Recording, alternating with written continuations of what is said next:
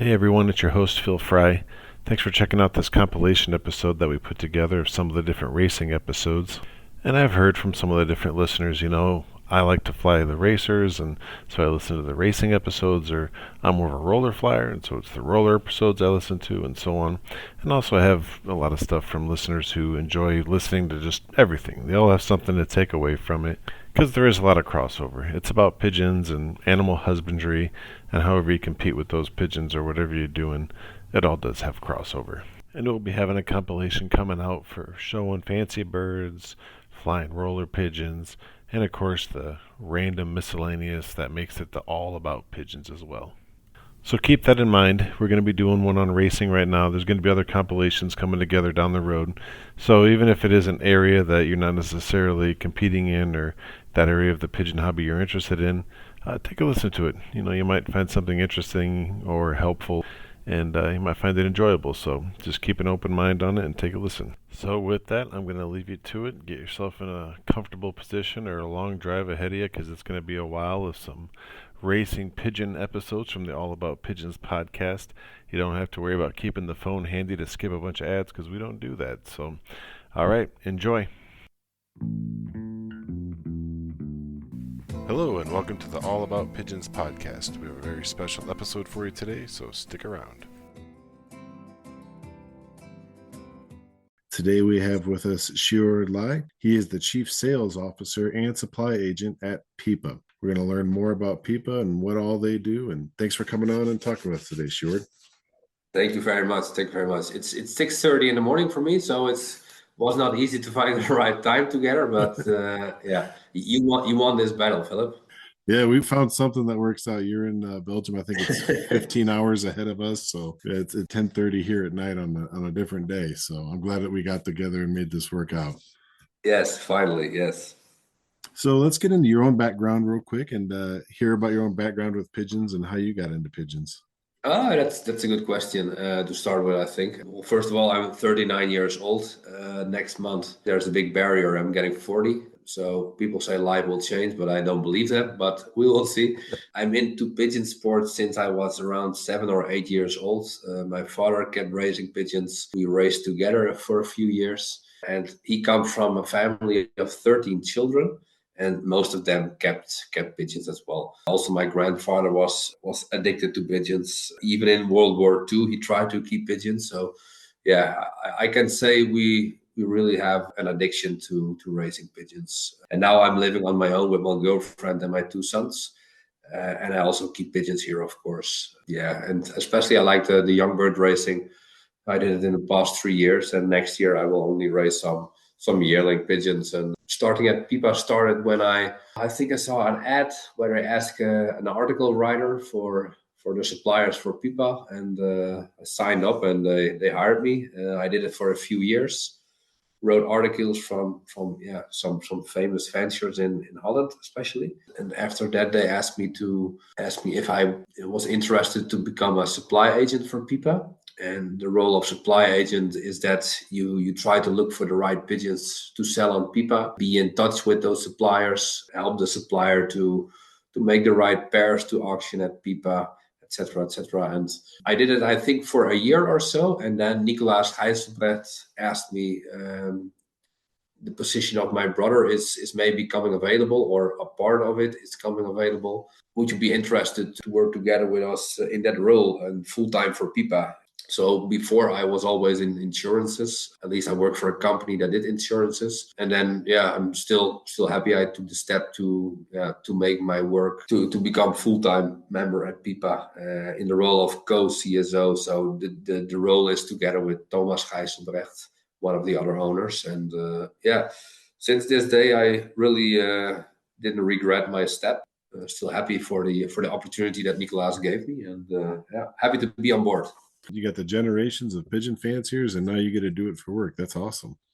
Yeah, that's quite awesome. Yeah. But for me, it's also important to, when I raise my own pigeons, to really see it as a hobby. Don't try to interfere the business side of the pigeons with my own pigeons. That's hard sometimes, but for me, it's like most nicest thing about pigeons is getting them home on a Saturday from a race, and no money beats that. So let's talk about the origin of Pipa and how did Pipa get started? Nicolas Gijzelbrecht is the founder of Pipa, and he started a website years ago to bring news to the ventures. So I think there was only one website who had some auctions maybe, but it's around I think 25 years ago or so that he started the website to bring news. And then at once he said to his father, let's try to sell a pigeon online from Carlo Gijzelbrecht. And then yeah, the rest is history. The pigeon brought a lot of money, and then the idea was made to do auctions on the website. And they told me, because I was not there, of course. Thomas told me in a few years ago already that when they had an auction, people needed to call Pipa and they put a bid in manually, and now it's all automatically. So it's a big difference, but that's where they came from. That's interesting. So it started off as more of an information thing, and Pipa still does newsletters, right? They still do newsletters. No newsletters, but we have articles online from ventures. Mostly from the ventures we sell for, but we try to find the right balance to also add some different news. Also from KBDB, the national anthem, national organization of pigeons in Belgium, and everything what's happening around maybe transportation or bird flu or something. We also try to bring that news as well. Also, the nationals in Fugara, there's an exhibition. We also try to bring news around that, for example. So you're going out and you're sourcing these pigeons. No, I'm together with Thomas. I'm responsible for everything what has to do with sales, but it's also about advertising, which pigeon gets online and which not. And we also have a team of supply agents. And the supply agents, their role is to find the right pigeons to sell on Pipa. In the past years, we already sold a lot for a lot of people, but we also work with contracts. So that means that when a supplier wants to sell on Pipa, we offer them a contract for multiple years. And if they sign it, they will sell on Pipa for the next years. And mostly the contracts are 3 or 5 years, and they sell exclusive on Pipa. When somebody signs on Pipa, they can only sell on Pipa. And we started this years ago, but for Pipa that's important because we know that every year we have a certain group of suppliers selling on Pipa. So that's a good base for us. And then we also have on the other side the sales agents. So supply agents are mainly stated in Holland and in Belgium, of course, because that's from who we sell the most pigeons. But on the other side, we have the sales agents, and they are more on the buyer side, and they help to find the right buyers, help the buyers, help with transportation, help with payments. That's their role. For example, for the USA, it's Andy Larentzakis, and better known as Big Andy, I think. What is the process that you guys go through when it comes to sourcing these suppliers for these pigeons? Well, they have to fit Pipa as a person, of course. They need to believe in our strategy. They need to believe in exclusivity. For us, it does not make sense to sell a lot of pigeons. It makes more sense to sell the most exclusive ones and come at lofts where really unique pigeons are born. But in every loft are also pigeons that are not were to sell yet. They're just a young pair or so that somebody puts in a breeding loft. For us, it makes no sense to sell them. It's also quite expensive to sell a pigeon online because you need DNA. You have the cost of transport to bring it to Pipa. You have the picture cost. You pay Pipa commission, of course. So it makes no sense for us to sell pigeons around 200, 300 euros. So we really look for the most exclusive ones. So in the first place, you need to find the right person that fits with Pipa. Second, you need to find a venture who has good results. And third, it's more convenient to find ventures who have a small colony, which has a really good breeding pair, and all his good pigeons are related to that breeding pair. Because then for the buyer, it's more interesting to get to know the venture because it's more easy to understand his strain. It's proven strain in different generations most of the times when you have such a good pair. That are the most important things, I think, in general. But you also see some bigger sales at Pipa. So sometimes we also see good colonies and people who raise very well, but maybe reach a certain age or has some really good performance pigeons in his loft. And we also try to figure out if people are interested to sell their whole group. That's not always easy because people are really Yeah, I was addicted to their pigeons as well, of course, and they have started a sort of bonding with their pigeons, and yeah, they're not always willing to sell them, but if you explain them, they have some really nice group of pigeons which have some value. It's even it makes sense to sell them to protect the value. Can you share any notable sales or famous birds that have come through Pipa? Any popular bloodlines, big champions? Yeah, I think in the past our most exclusive sale or successful sales was the sale of Gaston van der Wouwer, Belgian venture. He bred New Kim, and New Kim was sold for 1.6 million euros on the website. I think Wow. maybe it was not the most famous pigeon before the auction, but after it was for sure the most famous pigeon. Let's talk about logistics a little bit. Do you guys ship completely internationally? No, not completely, because some countries we simply cannot send pigeons to. Like an example is India, for example. We have no people from India bidding on our website, simply because we cannot transport pigeons over there. At this moment, we have the most struggles with getting pigeons from European Union countries to Belgium, because there is new government rules that obligates us to have a certain certificate to ship the pigeons over the border. So that makes it quite difficult already to get the pigeons to Pipa. When we spoke already before the podcast, you asked me if there were any struggles. I think this is the last struggle we have from the past years, and it's hard to find a way to get the pigeons to Belgium. That's not always easy because of the government rules, and we follow all the rules, but it's not always easy. Yeah, that's right. What about Australia too? I think they have a pretty hard time getting anything in and out. For us, it's also a country whereby it's not easy to sell pigeons to. We cannot transport pigeons to Australia if they are vaccinated. So the Australian government does not allow pigeons which were vaccinated PMV, and that's the standard vaccination we have in Belgium, in Holland, and all the other countries here. So if you want to sell to Australia, it's not going to happen online, but you can send it there, but you cannot vaccinate them, and you need a proof of a vet that proves you that the pigeons were not vaccinated. I think they even take blood tests to be sure they are not vaccinated. So for online, it's impossible. What we do see is that sometimes an Australian buyer makes an account on Pipa. We make them aware of it, but they look for a collaboration in Belgium or another country where it's possible to ship the pigeons to. So in this way, they can still purchase something on our website, but they're not able to ship it to Australia. So they look for a partner in Europe, for example. What role do you think the People auction plays in promoting the racing hobby, being exclusive with these high-end birds? If you see our role in the middle of the racing season, then you see that we try to bring the news from the most important races to people, like the international races we do, the marathon races, also the nationals. We try to follow up with a report. We still bring the news like we did in the past.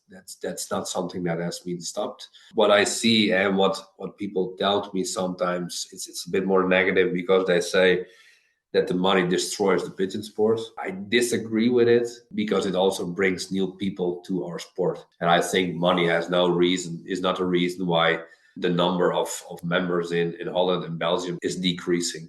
I think it's not about money. What I do think is that it's more complicated sometimes for people to get a pigeon from a famous bloodline, because it's simply too expensive. That could be a reason why people say money destroys it. But still, what I see is that a lot of people, I think almost 100% of our suppliers is eager to help younger people in the sport, new people in the sport. So it does not always have to be expensive. But from the most expensive pigeons, it's quite hard to purchase something. Years ago, when I started, and then we talk about 30 years ago, then you had like big clubs, multiple clubs in one city, and that's not anymore. Maybe at a few places that there are a lot of members, but in general, there are less people keeping pigeons, and pigeon sport is changing. Not a lot of new members, of course, and that's something we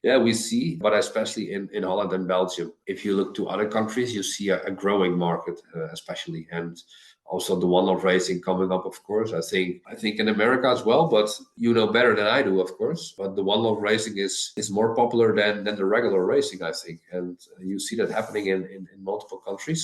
But in Holland and Belgium, that's really not the case. It's still the regular racing is number one. Yeah, I'm glad you brought that up. That was kind of my next question is because it is really exploding over here in the US with these one loft races coming up all over. And there's still obviously race clubs, but not like there used to be. Have you noticed any kind of trends like that when it comes to people looking for specific birds, maybe more one loft style or compared to birds that they would be looking for if they're in local race clubs? Yeah, no, years ago we saw the trend already coming that one love racing was becoming the new thing, more popular. So we also try to find the right races to sell on Pipa, of course. So from a business side, it's also interesting for us. We even started the One Love Race special on Pipa, which contains only pigeons which have proven references on the One Love races. We try to understand the market, of course, and be one step ahead of the market sometimes. And that's why we also signed some One Love races. And there are a lot of people who are in this sport only for one love racing, and I do believe it's a different type of pigeons that you need to have for the one love races. There are, don't get me wrong, there are pigeons who do the regular racing quite well and also the one love races, but it's also quite often a different kind of pigeons. And what you see a lot is that good proven one love race pigeons breed better in one love races in the future. That's what I see now. That's my personal opinion. I cannot prove anything, but that's my feeling. Do you feel like that's kind of the direction it's going overall? Overall, I don't know. You see in Holland, people try to join one love races more and more. So I get like 5 years ago, nobody asked me about one love racing, and nowadays I get like every week some people are talking to me about one love racing. So it's a big difference. It's not taking over, but it's becoming a bigger part. So what is Pipa doing to stay ahead of like one loft races as an example, but not necessarily just one loft races? What's Pipa doing to kind of stay ahead with the online pigeon auction and still provide these really good pigeons? Yeah, or still our core business is the online auction platform, of course. So I think when you talk about trying to be one step ahead of everything, it's our auction website that's very important. We improve it like every year. There's no day gone by without thinking how to improve our website, and we have our own IT department, which is like in home. So we don't need people from outside Pipa to help us with the website. That's, I think, a big plus. Our website needs to be good. So if a buyer comes at Pipa, it needs to be simple. It needs to be clear what everything. We still sell pigeons with DNA certificates. That's also something we did past years. We said it's obligated for a young bird to sell with DNA. For example, people spend more money on our website than others. It has to do with more exclusive pigeons, but also they need to trust us that we do our job well, and that comes with DNA, for example. If you say like, what are you now working on to be ahead of the market or the competition?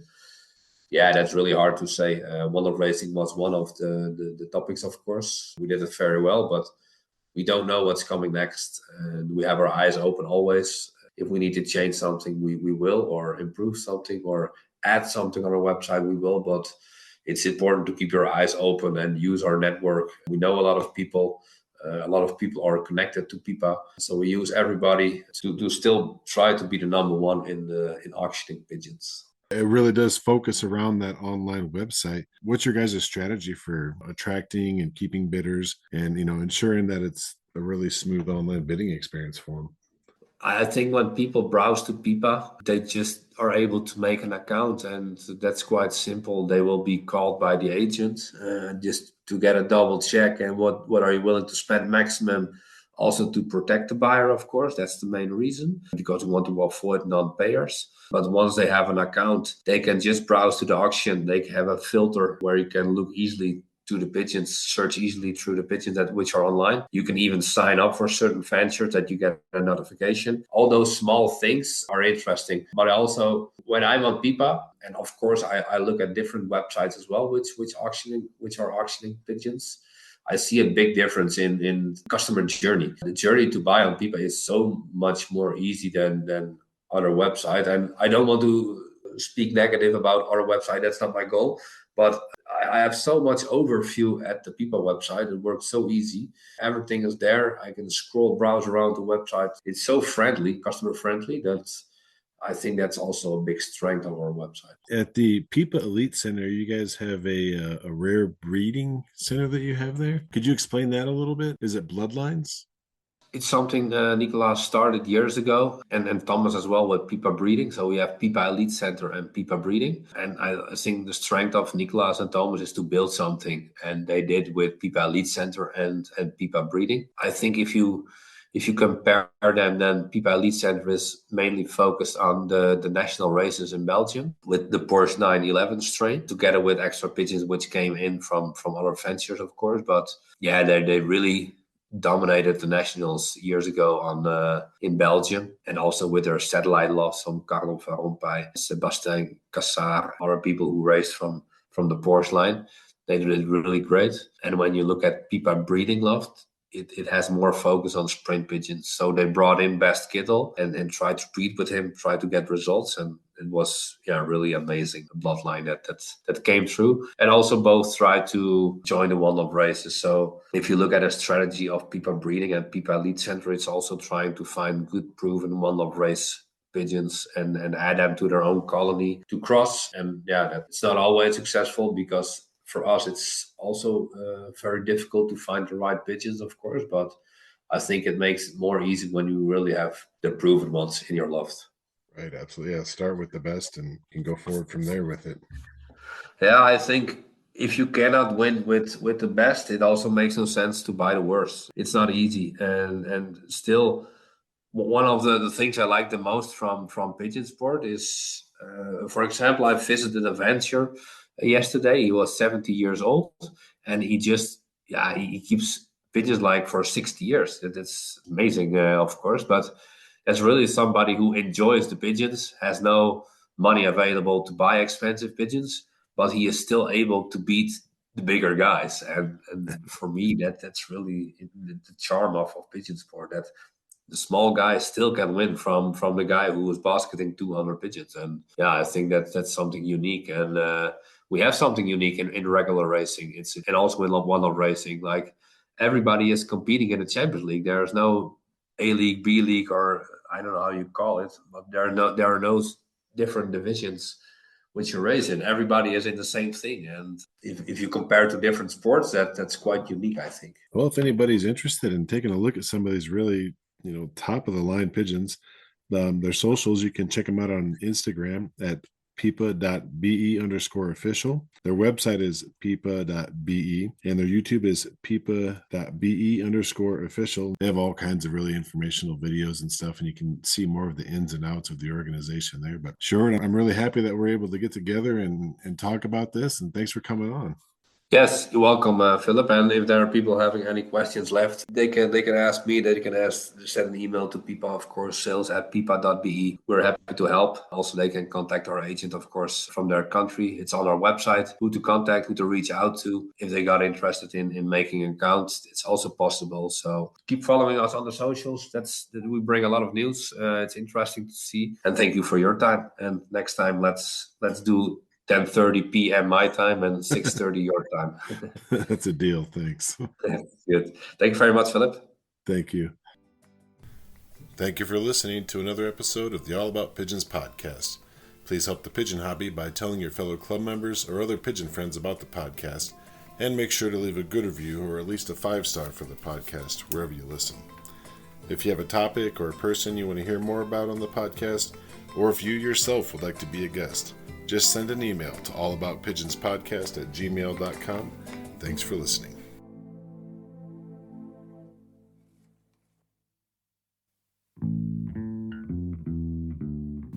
Hello and welcome to the All About Pigeons podcast. We have a very special episode for you today, so stick around.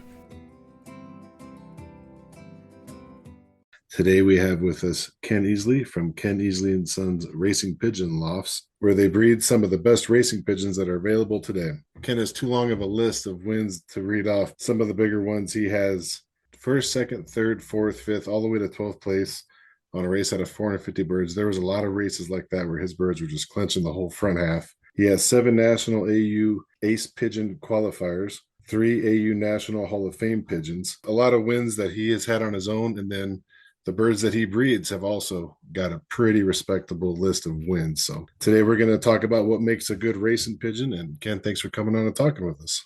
Thanks for having me. So let's talk about your background. You're a third generation pigeon fancier. What was it like, and how did you first get into pigeons?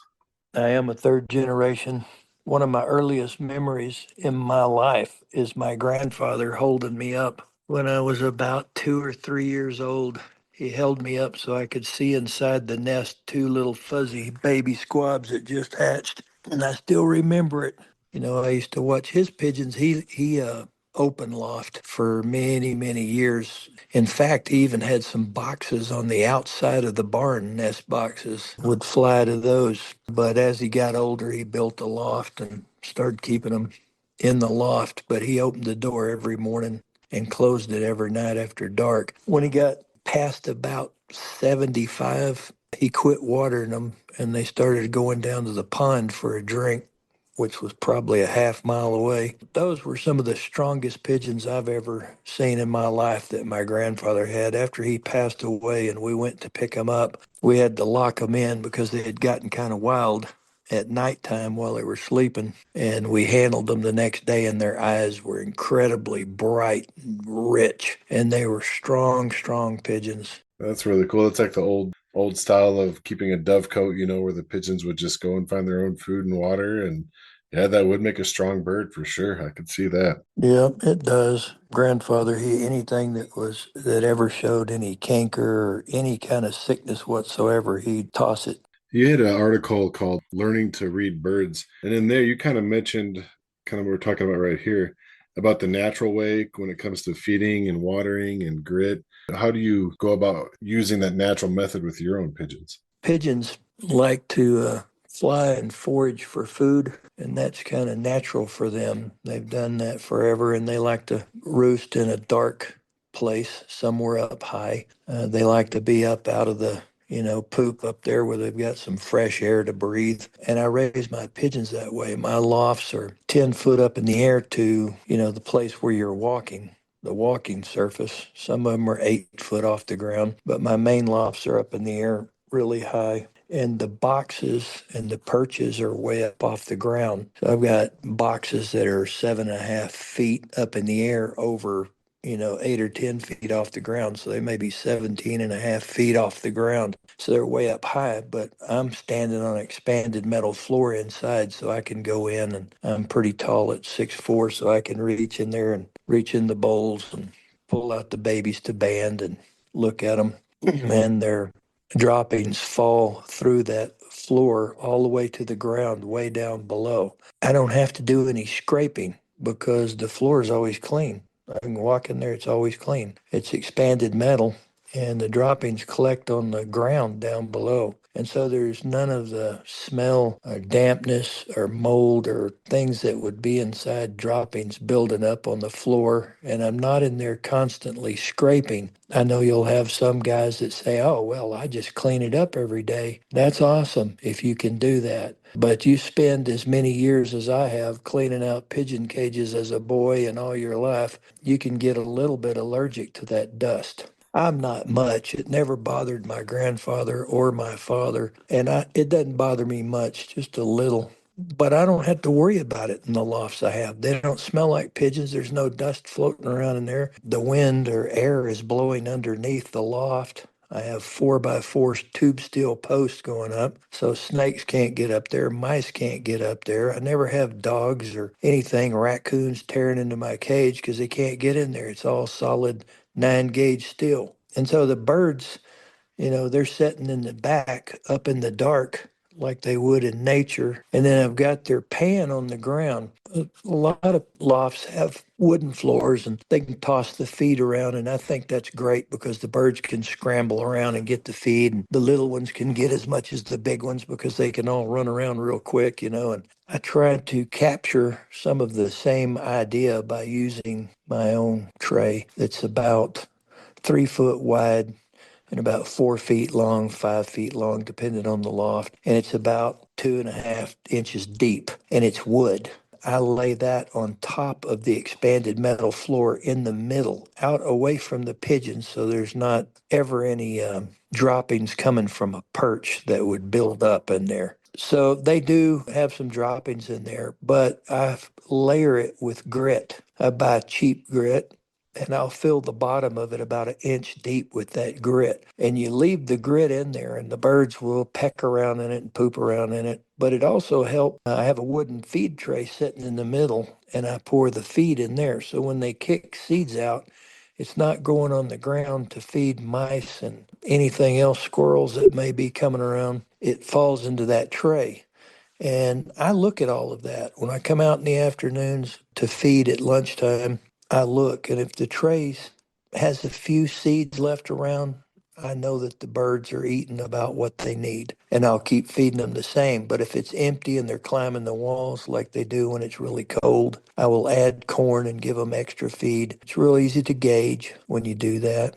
They're just like humans. I think humans probably have gotten so far away from our roots sometimes that it makes children more sickly and more allergic to peanuts and nuts and all kinds of things, probably because they didn't grow up playing in the dirt like most of us old school guys did. That makes so much sense, though, that you eliminate so many problems just by building the loft correctly, keeping it that high up. So, yeah, you're keeping all the rodents and pests and snakes and stuff out. That expandable steel for a floor, that's definitely the way to go. It's breathable. All the droppings fall through, so you're not getting piled up droppings that can get wet and cause all kinds of other problems and stuff like that. And yeah, you can still drop down a pan in there whenever you want to have, and gives you a lot of control like that. That's just by design. You eliminate so many problems right off the bat. That's a really smart system. Well, people think that it would be too cold, that the air would come in there, but pigeons have been living in nature for thousands of years. When I was in Siberia, it was 50 below zero the first day I got there on February 8th in 1995, and there were pigeons. I went out on the street at the bazaar, they called it, to buy food and stuff, and there were pigeons walking around there. They were much fatter than ours. I think they had thicker layers of feathers. That's why you always go north to get pigeons with richer, softer, thicker feathers, is because they always have better feather on the birds that are in the cold countries. Yeah, they can take it. And if you've ever taken a cup and you turn it upside down and put it inside your sink full of water, you can see that no water goes up inside the cup. It'll stay full of air. You can take that cup and push it down in the water, and there's air inside that cup, and it won't come out until you flip the cup over, right? Right. Well, that loft is the same way. It's up in the air and it's a loft, and the air is going underneath that thing. It doesn't come up into the loft, it goes underneath. And if you want to regulate it, I've got windows down the front and windows on either end. And depending on wind direction and time of the year, I can open those windows anywhere from a little crack all the way to full open in the summer. It stays real nice in there. Well, let's talk about some of the traits when it comes to looking at a racing pigeon here. Let's start off with feather. You were just mentioning feather there. You know how they say there's different horses for different courses, but what do you look for feather quality in a good racing pigeon? Soft. I like birds with soft feathers. They need to be strong and firm. I kind of tend to prefer a feather that's a little squared on the end. Not sure that that's a trait that you have to have. I've won with rounded feathered birds too. I think I just prefer the way they lace up. And I love a stacked tail. Most people probably aren't familiar with that term. A lot of the terms I use are from old Texas ranch hands and people like my father that lived out in the country all of their life. When you're holding a pigeon and you flip him up and you look at his tail, you can tell that it's blended from the right side of the tail to the left side of the tail, just like you're shuffling cards. You know, when you shuffle cards, every other one, they're layered. And in a good stacked tail, you can see that they're layered if you turn them upside down and look at the bottom of their tail, right at the end, toward the end of the tail. You can see the layers, how it's stacked real pretty. I like birds that have a nice stacked tail. It tells me that their tail opens and closes the way it's supposed to. They don't have a jacked up tail. Easier for them to fly in side winds, tailwinds. They can control their tail a lot better. And what about the size of the bird? I always hear the term, they're like a light quirky kind of feeling bird. What about the size? I know that there's just some bloodlines that just come out really big and some that are almost feral size. Is there any kind of good size to have for universal? Not really. It's more important about the balance of the pigeon. I try to hang around the medium size. You can take a real strong medium sized pigeon, and when it throws a little hen or a little cock bird and you send it to the race and it wins, and you bring it home and it's pretty small. But then after it molts out when it's about 18 months old, you'll notice that it's about the same size as the parent. And you're like, oh, well, it's a medium-sized pigeon, but it was just small when I sent it. Those are stronger birds than taking small birds and mating up small birds and sending off small birds that never grow into a medium-sized bird. I'd prefer to have a medium-sized that starts out small and grows into a medium. That being said, balance is the most important thing. You take a pigeon like Willie. Willie was a great producer. His mother bred first place in Poitiers race over in Europe with 9,635 birds out front. Those were super pigeons, but they were big. They were full brothers and sisters of Birdie. They're Van Loon pigeons. At least the mother was banded by Louis Van Loon. And then the father of Birdie and Ruby, which I owned Ruby, the father goes back to Carl Lewis of Hardy Kruger. A lot of people don't know that. They say Birdie, Birdie, Birdie. But the truth is Birdie goes back to a Jansen and Hardy Kruger, Carl Lewis on top. And then on the bottom, it's a Louis Van Loon, straight Louis Van Loon back to the old 954. Those pigeons were big, but they were built excellent. And when you picked them up, they never felt heavy. They're very strong and light. But you can't just go lift up a pigeon and say, well, this one's a light pigeon and it's strong, it's going to work, because some pigeons don't work that way. Some pigeons start out that way, like Easy Money, one of my cockbirds. He's always been real buoyant and he's a good breeder. But I've had other pigeons that were heavy like a little brick in the nest. But after they raced all season and they had 6 or 7 hours on the wing, they came into form and they became buoyant and blown up like little balloons. They were excellent pigeons. It's not a one size fits all. Eye sign. How much weight do you put in eye sign when it comes to picking out a racing pigeon for you? I don't know if I should use the word eye sign exactly, because that points toward eye sign theory, which people have written books about, and that's not really what I look at. I look at the bird's eye for health and vibrance. You'll notice when you get back birds from an African race that was a really hard headwind race, like the $1 million race, and you'll pick some of those champions up, first place, second place, third, and you'll hold them in your hand, hold them up to the light, and their eye will vibrate right and left, clockwise and counterclockwise, really, really fast, and shake it like a buzz. You can feel it if you got your finger on their head. That doesn't mean they're smart. It doesn't mean they have extra homing ability. What it tells me is they have excellent health. And that's what you want to race with, birds with excellent health, because they can overcome a lot of things. I've heard about the vibration before, but I never heard about it being like, specifically around the head. And when you're looking at the eye like that, that's really interesting.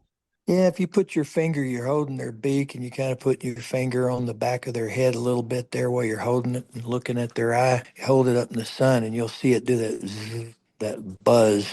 And you can feel it with your finger. It's a little buzz. That bird is in absolutely fantastic health. Having birds like that in your loft always contribute to good health. There's other things to look at too. You want a beautiful throat, really nice, even pink. You don't want it to be white or yellowish. You don't want to see a lot of blood veins.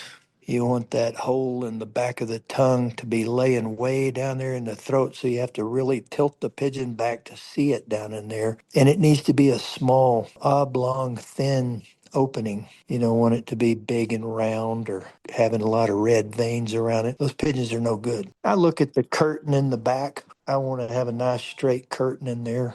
Don't want to have it too wide for a breeding pigeon. But for a racing pigeon, as long as it's straight, it even, after they race all season, they'll even get a little muscle on those. If you look at those curtains real close with a magnifying glass, you can see that where that little hole in the back of the tongue matches to the curtain at the top half, you'll see some little wrinkles around there after a pigeon's been racing for a full season. Those pigeons are strong, you know. So I saw an advertisement for your loft, and you had a really interesting quote on there I want to talk to you about. So you said the measuring stick for a racer is its race record. The measuring stick for a breeder is its offspring's race record. Clearly, on your website, the pedigrees that you have are very in depth. You know, it has list of wins, the type of all the different races and stuff like that. You see a lot of different racer guys going after just bloodlines. I got this one bloodline, not necessarily a pedigree showing wins. And then there's also the idea of just breeding winners to winners. Can you talk a little bit about how you go about putting together your pedigrees and pairing up the birds that you have? Is it like a winner to winner thing, or are you going off of similarities in different races with each bird? I've tried all of the above, just about everything you've called out there. I can, quote off different pairings that I've tried that were exactly that, a top racer to a top racer. I've had some of those pairings that were first place to first place, just absolutely barn burners, and put them together and they don't breed anything. But their kids sometimes breed good, which surprised me. Had one that hung around and didn't sell it. And I kind of kept it around, and it was just a good looking bird. And I thought, I'll put you in the loft there and let you foster some babies for me because you're a pretty bird, and didn't feel like culling it. There wasn't anything wrong with it. And then maybe it didn't have eggs laid at the exact same time as somebody I was going to foster. So I'd let it raise its own babies and send them off to a race, and they won. And I was as surprised as anybody else would be. So I learned that sometimes some pigeons will skip a generation. They may not throw good ones, but their kids may. So there's that method. I've had where I put winners together and they bred winners too, but those are more rare. I've had lots of pigeons that were top ace pigeons, really at the top of the sheet, and bring them home and breed them, and they just wouldn't breed a thing. I could move them around to 5 or 6, 7, 8 different mates over the several year period that I tried them, and they just wouldn't breed anything. In fact, they would take down good birds. I'd put them on a really good breeding pigeon that I knew was proven. I'd put them on them, and I'd still lose half the babies off of them. The other half would only be mediocre. So you finally have to give up on them. Some pigeons are just not breeders. And that's why I wrote what I wrote. Because just because you have a good racing pigeon, it's not a measuring stick for a breeder. Has nothing to do with it. You'll have guys say, oh, I only breed proven raced pigeons, winners. Well, that's good. Go ahead. You pay the feed bill. I'm happy for you. But I can tell you from long years of experience that not all good racing pigeons breed winners. In fact, I've had birds that's never flown, but they were out of top genetic pairs, and they bred winners for me. A lot of times there's not a rhyme or a reason to it. You have to be real careful when you're culling pigeons because you might throw the baby out with the bathwater. You can either be a racing pigeon buyer or a racing pigeon breeder. Yeah, I guess it's kind of a crapshoot, like you're saying sometimes, but it kind of happened by accident, but you found a good one that way. I have. I've done that several times. I even had times where I've had a couple of different instances where I mated up every one of my favorite pigeons, the top creme de la creme, and have 2 or 3 or 4 of each sex left over and throw them in a loft and say, well, I'll just use you guys as fosters, and end up sending some of them out to a race, and they outbreed everything that I put together. I learn a lot each year, and that's been quite a few years back, but I didn't forget it. Sometimes the pigeons are smarter at picking a mate than we are. I've heard something about that too, where you have good birds and you just do an open loft and let them kind of choose their mate and go about it that way. Because sometimes they know what's going to be a good mix, what's going to be a healthy mix, and they'll do a better job raising their babies that way. It's true. I've seen evidence of it, absolute evidence. My favorite way to mix pigeons after all of my different trials and error over the years has been to use a blue blood and put it on a good racing pigeon. It doesn't always have to be a winner. For instance, there's variations on everything. Like some people would say, well, I want a top winning ace pigeon. Yes, me too. Those are good ones to breed. But I've had pigeons that were inbred and I raced them and they didn't top the sheet, but they did their best on like the longest race. And they might not have been the winner, they might have been 60th place. But they were inbred, highly inbred off of champion racers. And I took that bird and mated it to a blue blood and produced one of the biggest winners in the world. Like Mukiwa, that's what she was. I took the first ace pigeon of the Canadian International and the first place 300-mile winner from my buddy Bill Wema out of Canada. And I had another second ace pigeon and first on the final 350 that I picked up from a fellow named Sam. And they were both Hercules pigeons. And I thought, well, I'm going to mate these together. And they were already a little bit inbred. They had some Van Elsacker and stuff, but I inbred them and I sent them to races, like 8 of them.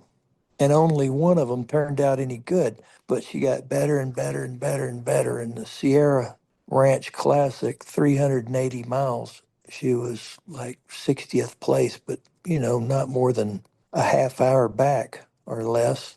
And I thought, my goodness, that's the one to breed. So I brought it home and I had a full brother of Easy Money, one of my top producers out of Conbird and Blue Power. And he had never flown, but he was just looked like $1 million. Small, strong, powerful cockbird. And I put that little pair of blue bars together and they bred Mukiwa. And she tore it up over there. She was on the first drop of every car race.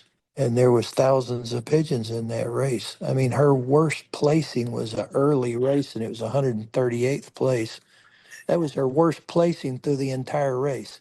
Her next worst placing was 82nd. And then after that, she was third, 17th, 11th, 20th.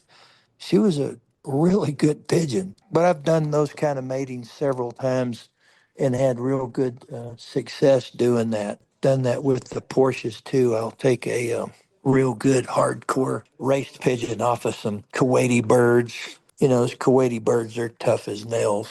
They're racing across the desert. There's no water to stop and get a drink. They go home. They fly or die. You take some of that stuff and maybe some good old hardcore Africa winners and make you a little family of those, and then you cross them over on those blue blood Porsche pigeons.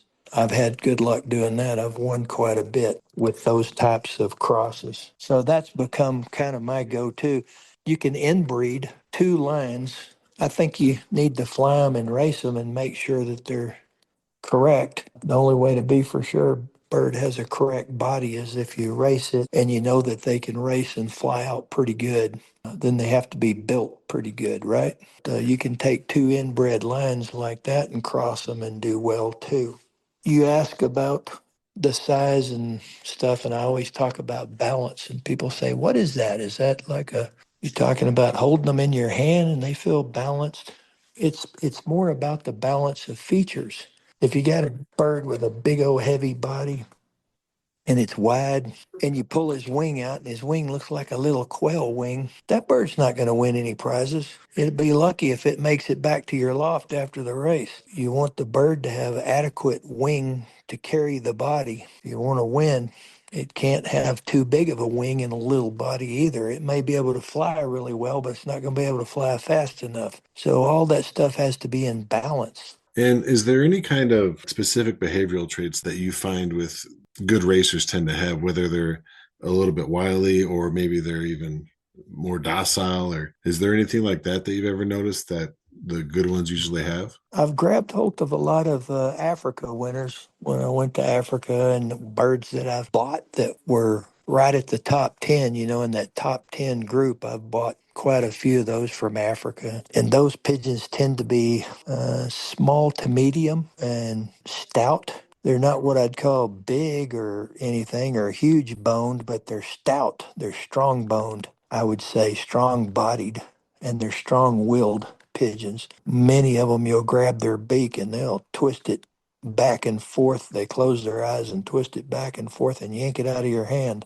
Those are pretty hard-nosed pigeons with a lot of determination, in my opinion. I've also seen some that were really calm, nicest little gentle pigeons you've ever seen. And they come home like gangbusters when that door gets opened. Some of the speed pigeons are generally a little larger and they're a little more hard muscled and hard bodied. And they have a longer keel, usually longer body. Whereas the long distance pigeons, if you get a hold of the champions, the ones that actually win the race, you'll notice they generally have a shorter keel. Those are things that I've found over the years and I look at when I'm putting together pairs. And today I sent 9 more babies to the Africa Pro. Oh, okay.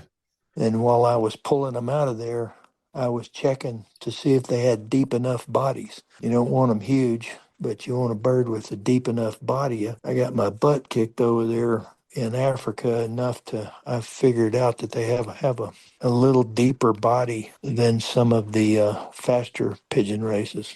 Yeah, you really got to know your birds, I guess, too, about, when you're picking, especially for these one loft races, when you're picking them young, you got to know through experience, like in your case, what it's going to grow into.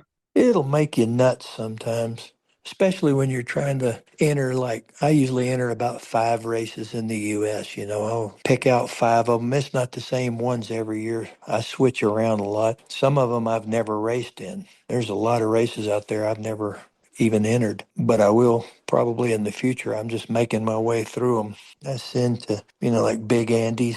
When I set out to win that thing, I made it a Jansen to a Leo Herman's because I felt like that was going to get me the speed. And the Jansen was a Jansen that had won in Africa, a Kuwaiti bird. And I said, okay, he'll put some powder in there with the speed. And sure enough, I did. I've won over there a couple of times, but you have to really think about the race you're sending to. You take the same exact pigeons and you can send them over to the Hoosier and you'll get your butt kicked. You may not even get on the board, or you send them to Africa Pro and you're 96th place on the final with your best bird.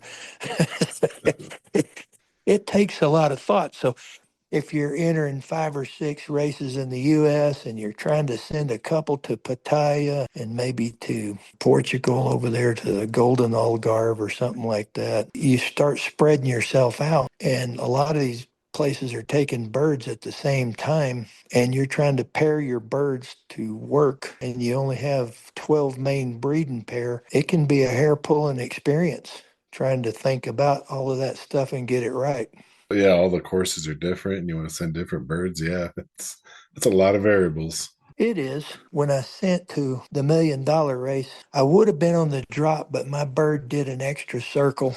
There was 4 birds on the drop. Mine was with them, but she chose to make another loop, and then she came and landed. Her name was BB-8, and that was out of Said and Mila. And Said was a tough Kuwaiti pigeon that had won there before, and I knew he could handle it. And then Mila was a little blue blood, real soft feathered, small, stocky little hen from Franz von Wildermeer's. I'd went over there and visited him, and he had some national champions paired up, and I picked some good babies off of them and brought them back. But anyway, I paired them up because I knew they'd be small and strong boned and soft feathered and soft spongy muscle. And I figured they'd do good in Africa. And I had 1 pigeon and I'd sent 6, but like 3 or 4 of them died in the quarantine on the way over there. So I ended up like 3 entries. And then 2 of them, one got lost right away when they took the nets off, and the other one didn't last very long. So I was racing the whole time with 1 pigeon. I got to the final race. That bird came in, and it was the first knockout winner. It was the first bird home that was still in the knockout out of 56 pigeons that were left, starting with like 5,800. So I was really proud of that little pigeon. I still have her here. She's breeding for me. But when I went to Big Andes, I knew that wasn't going to work. I mean, I could have sent a bird like that, and I'm sure they would have shown up. They might even gotten some of the money, but they weren't going to win that race. It's a different kind of a race. So I put that Sade pigeon on that big Leo Herman's hen that had won over at Portugal's Golden Algarve. And those pigeons are generally big, solid, medium-sized pigeons, like If you've ever handled, Mike Gannis has a bird called Thomas Six, and I handled it after he got it home over here at his place. And it's a big, solid pigeon. It's a super, super nice bird. It's not small. I mean, it's a big, solid medium. And Dino was the same way. She was fifth ace pigeon out of 5,500 birds. She was seventh place on the final race out of 3,644 birds released. And she was a Leo Hermans. But I put that pair together and I thought that'll get it done. And it did. That's the kind of things that you have to think about sending to these races. Because I promise you that Hippolyta pigeon is a gorgeous pigeon and she's built like $1,000,000, but she wasn't going to come in on an Africa headwind 411 miles or 350 or 380 in the heat. We're coming up against the clock here, but I want to thank you for this. This has been, really informative. I really appreciate you sharing all your information and your experiences with us. And if anybody wants to find out more, you can check out his website, KenEasleyRacingPigeon.com, and you can look at all the different pedigrees. And you're going to, he mentioned a lot of different pigeons here by name, so you can look up some of those. Conbird is obviously a big one on there. He has a long list of pedigrees with that. Ken, thank you so much for coming on and talking with us today. You're most welcome. I enjoyed it, Philip. Thank you for listening to another episode of the All About Pigeons podcast. Please help the pigeon hobby by telling your fellow club members or other pigeon friends about the podcast, and make sure to leave a good review or at least a 5-star for the podcast wherever you listen. If you have a topic or a person you want to hear more about on the podcast, or if you yourself would like to be a guest, just send an email to allaboutpigeonspodcast@gmail.com. Thanks for listening.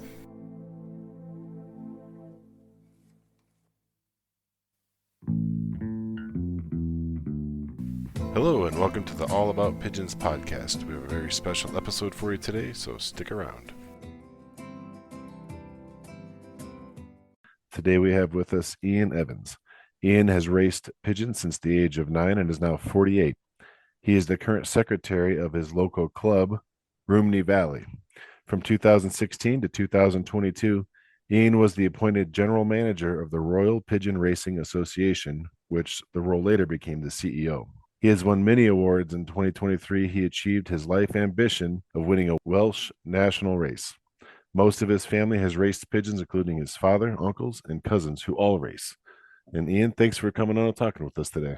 Yeah, I'm pleased to be on, and thank you for the invitation, Philip. It's great. And so I see you got history with your family racing pigeons, and I'm curious as to, was that what got you going into it, just being around it, or what really sparked your interest in racing pigeons?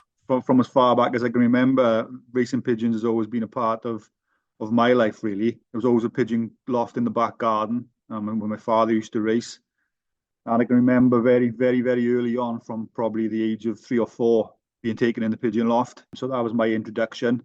And as I got a little bit older, up to probably about the age of 7, became more and more interested in looking after how to look after the pigeons and what was involved in racing them. And then at the age of 9, we moved address, and my father went in partnership with one of his lifelong friends, and raced from the friend's garden, which meant there was a spare loft in the garden at our home, which I took over from the age of 9. So, I mean, it's been in our family. I think my father started when he was probably younger than me, just a year or two younger than me. He was the first one, really, but my grandfather then took up the sport. One of my father's brothers, my mother's brother, he also races pigeons. And currently I have 2 cousins on my mother's side, which also race pigeons. So it's, I suppose I had no choice, really. But I think you have to have that kind of interest, obviously, because my son has been around racing pigeons all his life. He's now 21, and he has no interest. But I think that kind of animal husbandry has always been something I've been interested in. Probably suits my character, and so, being around the pigeons on a daily basis, I suppose it was something I just naturally took up then. Any of those family members in the same racing club with you? You guys get to compete against each other at all? Yeah, both cousins at one time, father, myself, and another uncle were all in the same club. I remember I was probably 12 or 13 years of age the first time I beat my father. I remember taking great pleasure in that. I don't think my father was too pleased at the time, but obviously he later come around to the idea. Yeah, no, that's definitely a big win. Yeah. So can you talk about how did you come into the role of being the CEO of the Combine? Yeah. So in the UK, obviously we have the Royal Pigeon Racing Association, which is, I want to use the word governing body loosely because it's not really it's a kind of association of clubs and individuals really, but it is the kind of premier organisation in the UK and really puts in place the structure for pigeon racing in the UK, and has done since I think it was the late 1890s when it was formed as the National Pigeon Union at the time. It later received royal patronage in the 1970s. It was obviously Queen Elizabeth, her father and grandfathers, and now King Charles all raced pigeons. The Queen herself was the patron of the Royal Pigeon Racing Association. How I came to work for the RPRA, I done a number of jobs locally, really, in the local racing federations and the club. And I always had an interest in the administrative side of the sport as well as the competitive side of it. At the time, I was working for the local government in my area, managing a project. I think it was worth £13 million at the time, and that was coming to an end. I'd worked with them for 20 odd years at the time. The post of general manager, as he was at the time, was advertised in the British Homing World, which is a national publication, weekly publication in the UK, which the RPRA, the Royal Pigeon Racing Association, also own. And I just thought, you know what, I'll have a go at it, not thinking I had any chance really of getting it. I mean, traditionally, the job has always gone to probably people who have come out of the armed forces, a major so and so's usually been the general manager or whatever. So I come from a kind of coal mining community in South Wales, but nevertheless, I thought I had the skills, relevant skills for the job. So I threw my hat into the ring, produced a CV, which I'd never done in my life. Completed an application form and sent it in. I always remember going to the interview, and the president and the vice presidents of the association were interviewing all the prospective candidates. And I was really, really critical of the RPRA from the point of view of, because, I always feel it's important to be honest. And I felt they had some frustrations with the RPRA. Although the RPRA has always done really good things for the pigeon sport, it could do a whole lot more. I voiced those kind of feelings in the interview. So thought, there's no way I'm going to get this job. By the time I drove home, which was about a two hour drive, I was getting a phone call to say they'd like to offer me the job. So I then had a decision to make, which obviously I decided to take the plunge and was in the role for just over 6 years, or just under 6 years, I think it was. And so, with some of the issues that you had with them, were you able to make some changes, implement some of your ideas? Yeah, well, I think my frustrations were twofold, really. I think the kind of structure of pigeon racing in the UK has been, it's a mishmash of kind of rules and traditions which have happened over 100 years. There's no real kind of strategic direction with it, and still isn't to this day, which perhaps we'll touch upon later on, in my opinion, anyway. And the other thing was more about promoting the sport and encouraging more and more participation, because I think in the 1980s, the RPRA had 60,000 members. And it's important to note that there are other kind of organisations in the UK apart from the RPRA which provide the structure of pigeon racing, but the RPRA has always and still remains by far the largest organisation. So even though the RPRA had 60,000 members, I think there was probably more like 80,000 in the UK at the time, with 20,000 probably members of other organisations. Before that time, the membership was probably even greater, but for some peculiar reason, they didn't keep records of what the membership was prior to the 1980s. So it's 60,000 members in the 1980s. 60,000 members. That's a lot of members. Yeah. As I say, when I took over, those 60,000 members were in the 1980s. When I took over there, I think it was around about 23,000 members. So you can see where there was that consistent decline, really. And one of my frustrations was that I felt the RPRA should be doing more to promote the sport and encourage people to take it up. And so that was something I was keen to implement through my role with the RPRA. But I need to point out to your listeners who are perhaps not familiar with the structure in the UK, even though I was general manager and later CEO of the organisation, in reality, the kind of decision-making powers I had were very, very limited, because every decision had to be endorsed by the RPRA Council, which is basically the RPRA board. And it's made up of, at the time, it was 20, I think it was 22 members of council, which were all elected by 13 regions of the RPRA, 13 regions throughout the UK. And I think it's fair to say that not everybody on that council, or perhaps the majority on that council, didn't feel there was a need to promote the sport and were just willing to accept the decline, which was something, as a pigeon fancier and somebody who's passionate about the sport and knows what it has to offer, wasn't something I was willing to accept. I wrote a project idea in terms of how we could allocate a relatively small budget to a project to test it out and basically take the sport to the people rather, because what you'll find in the UK, and I'm not sure if this is the same in the States, is that probably 99% of the population don't even know pigeon racing exists. And those who know it exists probably have a very limited understanding of what's involved. And then a lot of them have a negative viewpoint as well. It was about taking the sport out to people rather than waiting for people to come to us and just sit there and accept the fact that the membership and participation in the UK was declining. We put out the job of a kind of development officer, which wasn't a development officer in the traditional sense. It was more about promoting the sport, which was a part-time job to start with. And we were lucky to, we had some great candidates, to be fair, but one stood out, a gentleman by the name of Richard Chambers, who at the time was relatively young, in his early 30s, I think Richard was, or maybe late 20s, fourth generation pigeon fancier, worked in a school and had set up a school loft in the Midlands of the UK. And that was kind of the blueprint of what we followed, because that was a really successful project and introduced hundreds and hundreds of pupils to the sport of pigeon racing, and their parents, by the way. And as a result of that, some of those children did take up the pigeon sport in their own right outside of the school loft.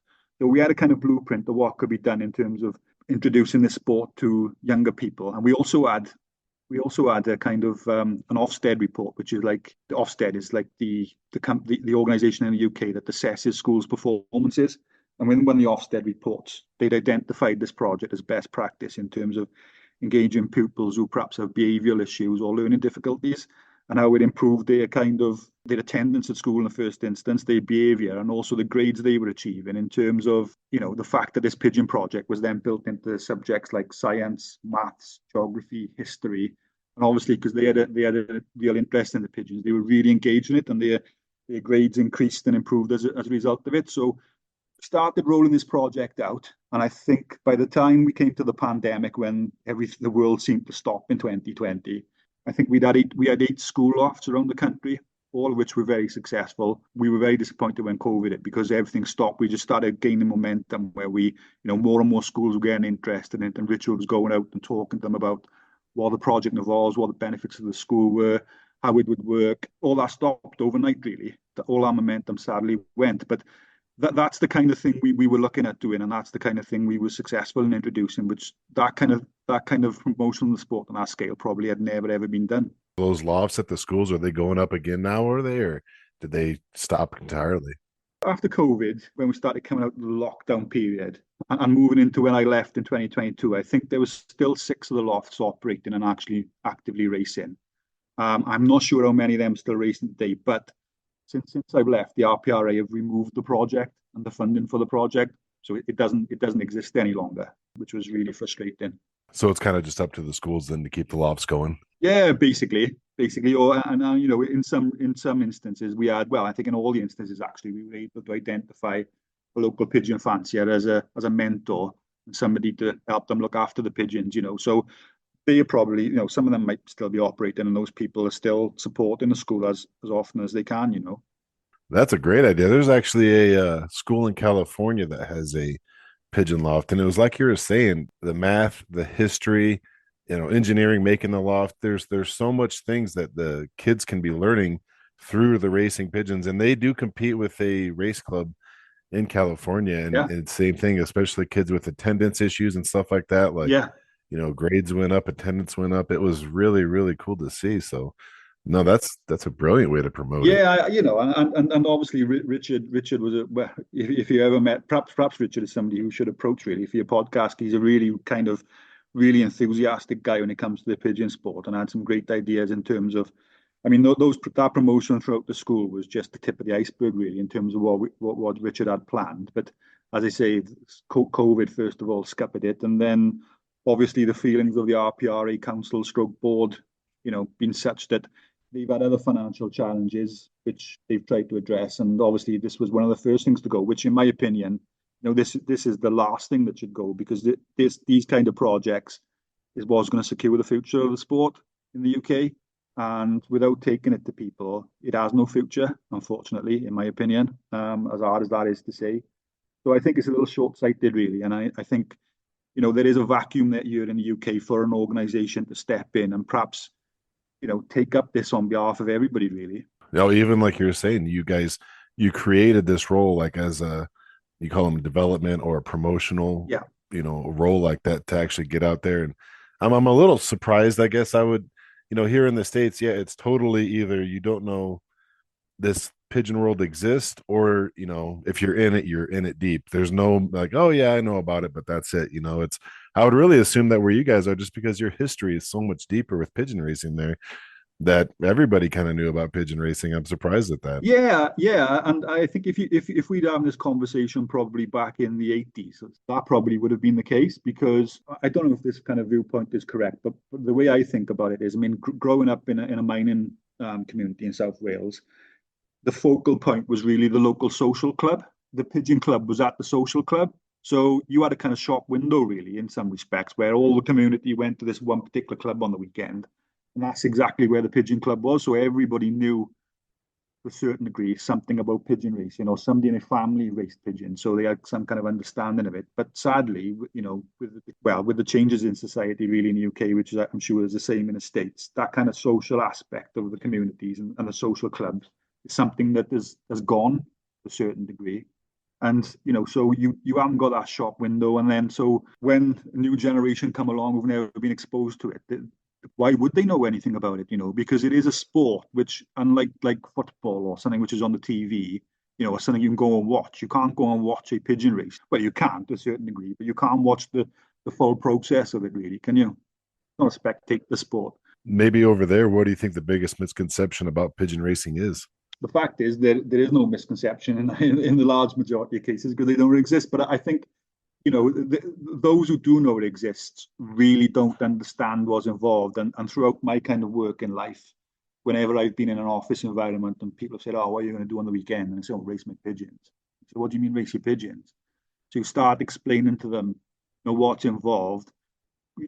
People are really, really interested. It does change their opinion of those who knew a little bit about it. Will ask questions which to me seem silly, but obviously they seem silly to me because I've been around pigeon racing all my life.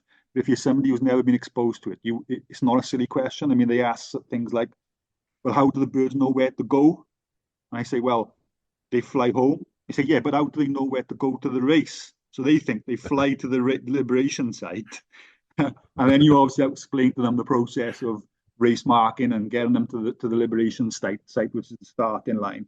So there's loads of misconceptions out there, and I think generally people have got a totally wrong opinion of pigeons, because they probably base their opinion on the pigeons they see in the cities, the feral pigeons, etc. So changing that perception is quite difficult. It's difficult, but once you sit people down and explain to them, they really do get it, I mean, they quite quickly pick it up.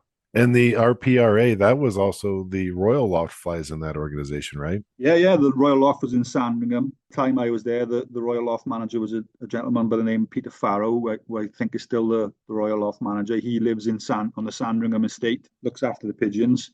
I know Her Majesty used to take a real interest in the pigeons and visit there regularly. I'm don't know so much about King Charles, because obviously I'm not in that kind of circle any longer, but I know Queen Elizabeth definitely had a real interest in it. Yeah, you always see the pictures of her with her pigeons, and yeah, I've heard stories that she would go there pretty frequently. Yeah. Does the Royal Loft still fly? Yeah, they still racing. They race in, I think it's the King's Lynn Club in Norfolk, which is obviously the local area for Sandringham. So yeah, they still racing. Yeah.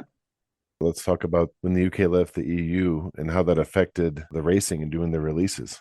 Yeah, and I mean it's something that perhaps when people were voting to leave the European Union under Brexit, as it was known in this country, something that probably never crossed their minds, especially many pigeon fanciers who I think would have voted for Brexit, in terms of how that would impact our tradition of racing pigeons from the European continent, and in vast majority of cases France, which we'd been doing successfully for well over 100 years.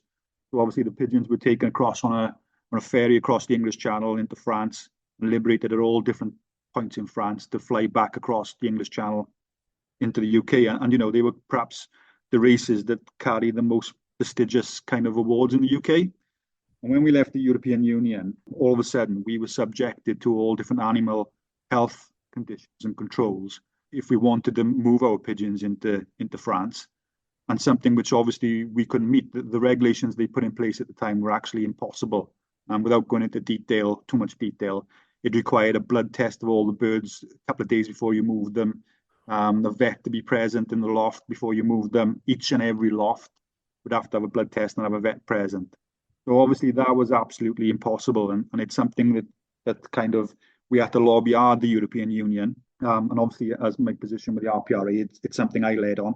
I was quite lucky in a lot of respects because my job before I joined the RPRA was working with the European Union on a local government level in the UK. So I knew some kind of contacts and some avenues through the European Union. But even so, it was still very difficult because it was still very political in terms of the fact that the UK had voted to leave the EU, and obviously they wanted to not make an example of it, but say but basically, say, look, you can't have all the benefits of being in the union and leave. And we also had to kind of get the help of the Ministerial Department of Farming and Agriculture on board to help with our lobbying.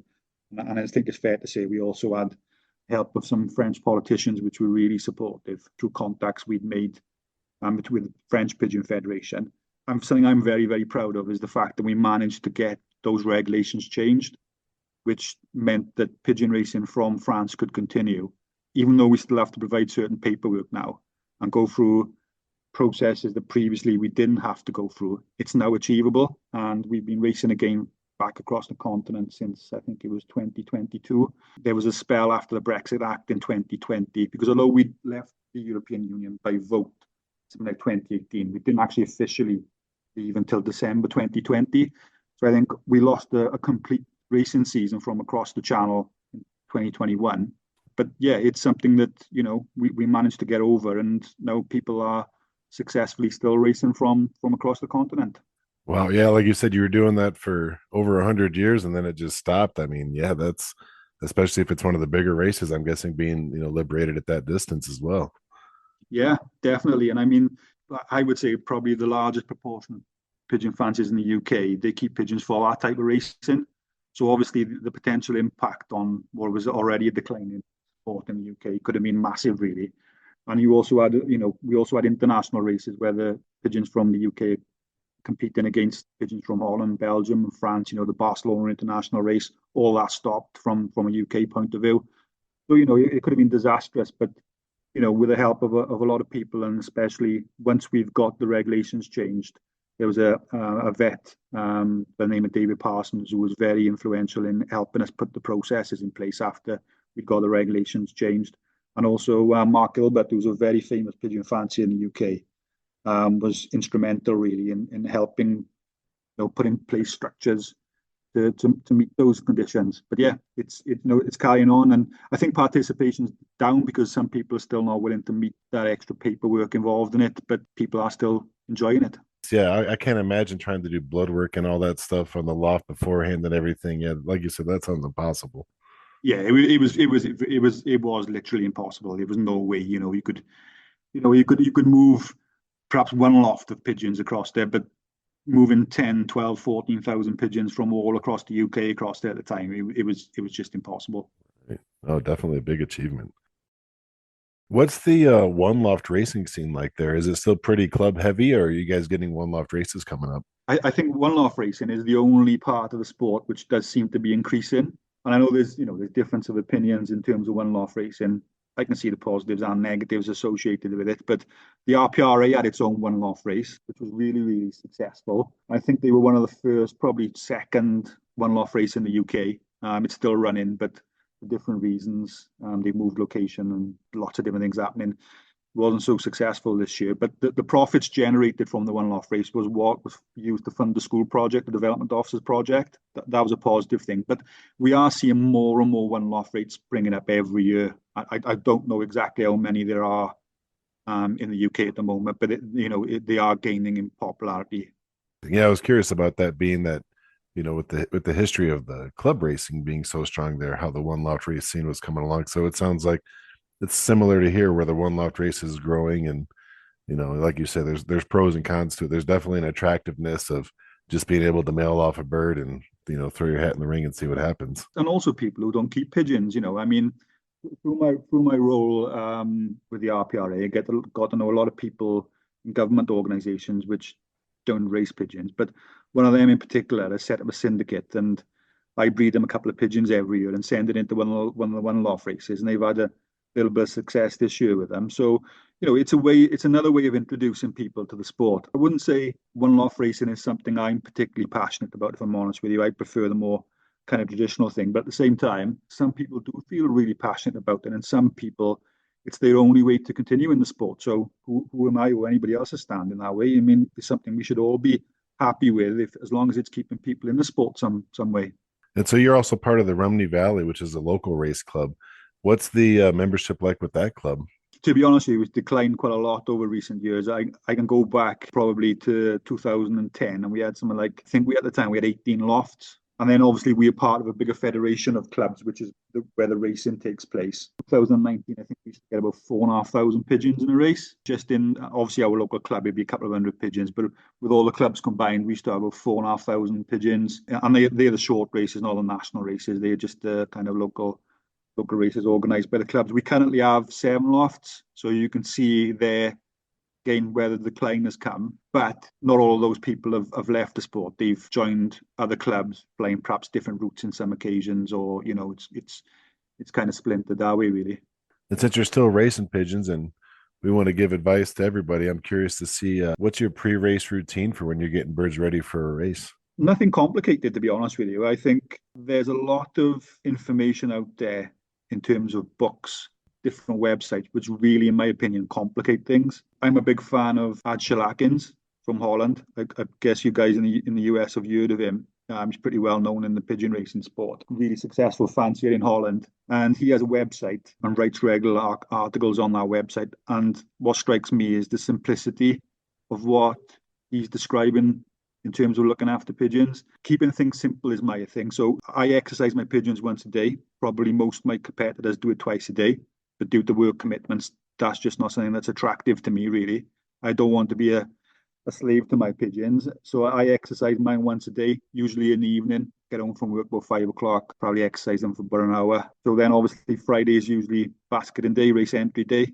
Take them along to the local club. In terms of feeding, again, keep it really simple. They have the same mixture 365 days a year. I don't change any of the mixture. It doesn't matter if they breed in, racing, resting, molting, whatever. I'm not a believer in all these different kind of mixtures that are on the markets. I think they are just the way of manufacturers selling their product, really. I don't think you need it. I give very, very little additives apart from minerals and grit. I try to stay away from any kind of antibiotics as much as I can. Obviously, if your birds are ill and you need to, I always consult the vet first rather than treat blindly. I think the kind of abuse of antibiotics over the years has been really detrimental to the pigeon sport and the pigeons themselves. I mean, I think a lot of the modern day racing pigeons, got very poor immunity. And I don't know if it's the same in the States, but we suffer now with something called young bird sickness, which is obviously where they're holding the cone and spewing it up, etc., which is a catch-all kind of description of what is many, many different illnesses.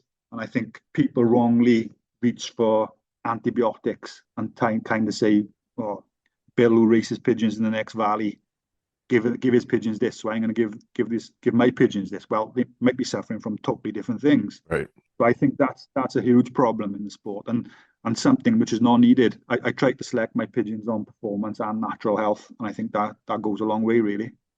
Yeah, absolutely. Yeah, young bird sickness is a thing for sure. Yeah, I mean, my young birds will get it every year. Every single year, my young birds will have young bird sickness. But you hear some really bad stories where people have their pigeons just dropping dead. I can say, touch wood, and quite luckily, I don't tend to suffer from that. And within 4 days, you usually see them recovering without any help from any antibiotic or anything, because the primary cause, I think every vet will agree, the primary cause is one of a couple of viruses, and what you see from the vomiting and the green diarrhea, etc., is secondary infections like E. coli, and they tend to treat the secondary infections, but not obviously with a virus. It's much harder to treat that. You can't treat that with antibiotics, so you're treating the secondary infection. So I tend to let my pigeons get over naturally. Some people say to me, "Oh, I give my pigeons this stuff. Within 7 days, they were back. They were healthy again." I said, "Well, I give my pigeons that thing, and within 7 days, they were healthy." So I don't think it is what you've given them, Yeah, let the immune system do it, because then they'll have it. That's it. So, you've been at the top of the large combine, and you're also a member, you're an officer in your own racing club. Given the power, if you could change any one thing about, where the racing situation is right now, what would you choose to do? I think I'd force clubs, if that's the right way, to merge because far too many small clubs, including my own. And in our area, we've got probably 3 clubs where there should be one. So I would force clubs to merge. And I would force larger national organizations to merge as well, because in the UK, we've got far too many racing organizations, especially when we go across to the continent, into France to race. There's far too many going over there, and there's an ever decreasing hot pigeons and pigeon fanciers. And I think we need to work together rather than compete against each other in that respect. No, that makes sense. Yeah, join together, be stronger that way too, and yeah, bigger liberations and Yeah, I think it's something they do very well on the continent, and perhaps something in terms of Holland, Belgium, maybe in France. And it's something which is perhaps a big weakness in the UK, really. And again, I think that goes back to the history of it all, how it was set up and how it's evolved. But I really do think that we need to be encouraging rather than forcing, I suppose, is the better description, organizations to join together, really, to make it stronger and also increase the competition, right. so a stronger competition as well. All right. Well, we are coming up against the clock, but I really appreciate you coming on and talking with us. You brought up a lot of good points. I really like the idea of really pushing the lofts in the schools. I guess, with that right there, having a loft in a school, you're getting them at that young age if they're not naturally exposed to it from family members. And, boy, once you get that pigeon bug, it can really stick with a person. Yeah, definitely. Definitely. And also as well, you're probably likely to create members of the community who are not opposed to pigeon racing and a pigeon loft springing up next door to them, Right. Which is something we've experienced in the UK because they're aware of what's involved and they're aware of what these birds are capable of and how they're looked after. It helps dispel some of those myths around pigeons as well and them as being dirty, disease carrying birds. Absolutely. Well, Ian, thank you so much for coming on and talking with us today. Really appreciate it. Yeah, no problem. Thanks very much. Thank you for listening to another episode of the All About Pigeons podcast. Please help the pigeon hobby by telling your fellow club members or other pigeon friends about the podcast, and make sure to leave a good review or at least a 5-star for the podcast wherever you listen. If you have a topic or a person you want to hear more about on the podcast, or if you yourself would like to be a guest, just send an email to allaboutpigeonspodcast@gmail.com. Thanks for listening.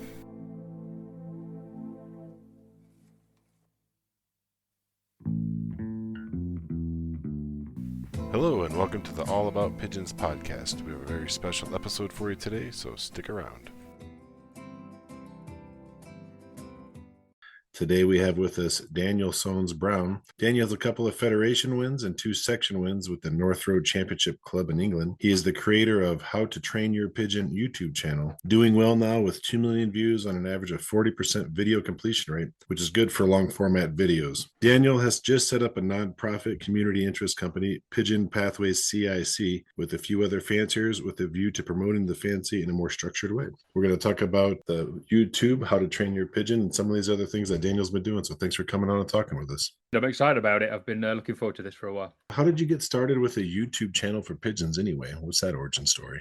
It was accidental, really. I started racing pigeons because just sort of where I work, there's no windows, as you don't know what the weather's like when you're there, and so I wanted to do something when I got home. I don't like gardening, and so this seemed like a good thing to do. And I wanted to avoid doing videos. I kind of do that with my job, and I've done a couple of videos for friends with their hobbies. A friend of mine does some rallying, and so it was there as a potential thing to do, but I wanted to avoid it just because I didn't want it to become a chore. I wanted to just enjoy racing pigeons. And then my kids mentioned it, and we just filmed a simple one just with a DJI, like a little GoPro, put it on YouTube, and I was surprised at how many people viewed that first video. And I thought, wow, how popular it was, racing pigeons. It took me by surprise. And so we ended up just doing more of them. We didn't really have an idea. I didn't have an idea for a channel name, and my kids were big fans of How to Train Your Dragon. And so they prompted that name, and I just sort of took it, and I didn't really think anything of it, to be honest. I wasn't sure if I'd even enjoy pigeon racing. So, we ended up filming it. And there's a couple of other reasons why I ended up filming it too, but that was the main one. Okay, I was curious about the if there was a tie-in with How to Train Your Dragon with that, so I'm glad you Yeah, cleared that's that. blame the kids. It's probably the most unsuitable name because I don't know anything about racing pigeons, especially when I started. So I think people were coming on there for facts and found me instead. So might be disappointed. So can you kind of give a rundown of what some of your episodes are about and what are the things that you're touching on? I think pretty early on, I decided that I would sort of record everything that happened with the hobby, with the sport. So when I first went to the pub with a few guys from the local club, the overwhelming message that I got from them was that the sport's dying and, there's no young people getting involved. I'm the youngest, or certainly was the youngest in the club by several decades, and I'm 41 now. I was late 30s when I started, and I thought, oh, how can that be? It's such an enthralling sport, and it's so engrossing. It sort of takes all of your spare thinking capacity. At least it does for me. And I thought, well, I must not be the only one. So what I thought I'd do while they were talking over a pint, saying how the sport's dying, I thought, well, maybe I can help a little bit. A couple of these videos that I've made, people seem to like, and so I thought, well, I'll run with it, and I'll include the good things, the bad things, the highs, the lows. When the hawk attacks a pigeon, get that on there. When they're sick, get that on there. When I make a mistake, when I lose them, I record all of that, but I also record the fun part, the highs of it too. And I thought, show the whole thing as much as I can anyway. I don't know about you, but if I pick a new hobby, or if I'm slightly interested in something, I want to find out more, I go onto YouTube, I find out more about it. I learned how to slate my roof. I learned how to change, piston in my motorbike engine. I do all of that. I go to YouTube. And so I thought, well, this is the first place people are going to go if they're interested in racing pigeons. Nobody is showing any information about it. So I'll do it. And so I began with the very basics, building a loft. My first loft is an absolute mess. It looks like a shanty town. It's horrible, but it served a purpose. And I included the things that I did wrong in that, the kind of floor that I used, trapping system I modified several times, the perches, for some reason, the claws keep falling off my pigeons. I don't know. I don't know what's going on there. I think there might be a cat getting at them from underneath with the mesh. But I include all of that just so people see the amount of cleaning shit that I do, scraping the lot. You've got to show that. You've got to show when birds are ill, when they die, just so that, I mulled over getting racing pigeons for 3 years before I took the plunge because I knew it was going to be a commitment and I didn't want to sort of sell the idea of racing pigeons to people as being easy and fun. So I thought, well, it is that. It's fun, but it's not easy. And you've got to show that sort of, the daily grind of it as well. There's how to build a loft. I did a second one in my second year, much better. That one's still standing too. And it's watertight, which is helpful. How to, training the young birds for the first time, letting them out. There's just so much, and what am I now? I'll be starting my 4th year in 2025. Excellent. There's still loads of stuff that I need to cover and probably stuff that I need to go over again because a lot of people ask me questions. They'll send me messages and they'll say, what's your feeding regime and what bloodlines do you use for this distance and that distance? And to be honest, I don't know most of it. It's not something that I've covered yet. And I sort of offer that up at the start. And, there's an awful lot to it. I could probably do, if it wasn't me filming and editing, as I'm sure you're aware, it takes a lot of time to put these things together and, move a camera from here, move a camera from one place to another place and then redo whatever steps I've just done. 2 or 3 times. It does take a lot of time to put them together. And, so I don't cover anywhere near as much stuff as I'd like to. But yeah, I've been, some of the episodes, I've been across to Belgium. A chap from Alexander, he messaged me, I think that was in my first year, actually. And, I went over to see him. I'd never have met him if it wasn't for the YouTube channel. He gave me some birds. And I often get in touch with Alex, actually, if I'm stuck with something, if I have a particular problem or if there's something that I need to know, I'll get in touch with him about that. And I put that video on there as well on YouTube. I've been to the pigeon shows, I go and see other fanciers, other lofts. There's a chap up north, Nigel Laycock. I've done a recent one with him, and that one seemed to do really well. You've seen there's enough content to put out a podcast every week. I can't manage anywhere near that sort of turnover of content. So, so I imagine there's quite a lot still to do. What you're doing is really unique in the sense that you are showing. I know you speed up the videos a little bit when you're cleaning the lofts, but you're showing that, you're not hiding it. And, you're showing all the aspects, yeah, sometimes birds get sick and sometimes they don't come back from a race, like you're not just glorifying it, leading people on and stuff like that. You're giving them the full spectrum, which, that's pretty unique to see in any kind of, YouTube channel content like that. I think people are generally afraid to do that because of how they think it's going to be perceived, especially here in England. I mean, probably in the West generally. Yeah. They're conscious of putting themselves out there, whereas I don't care too much. So you'll actually get listeners that will do the same thing and send you questions, and you'll try to answer the questions that way, and that's how you engage with the audience there.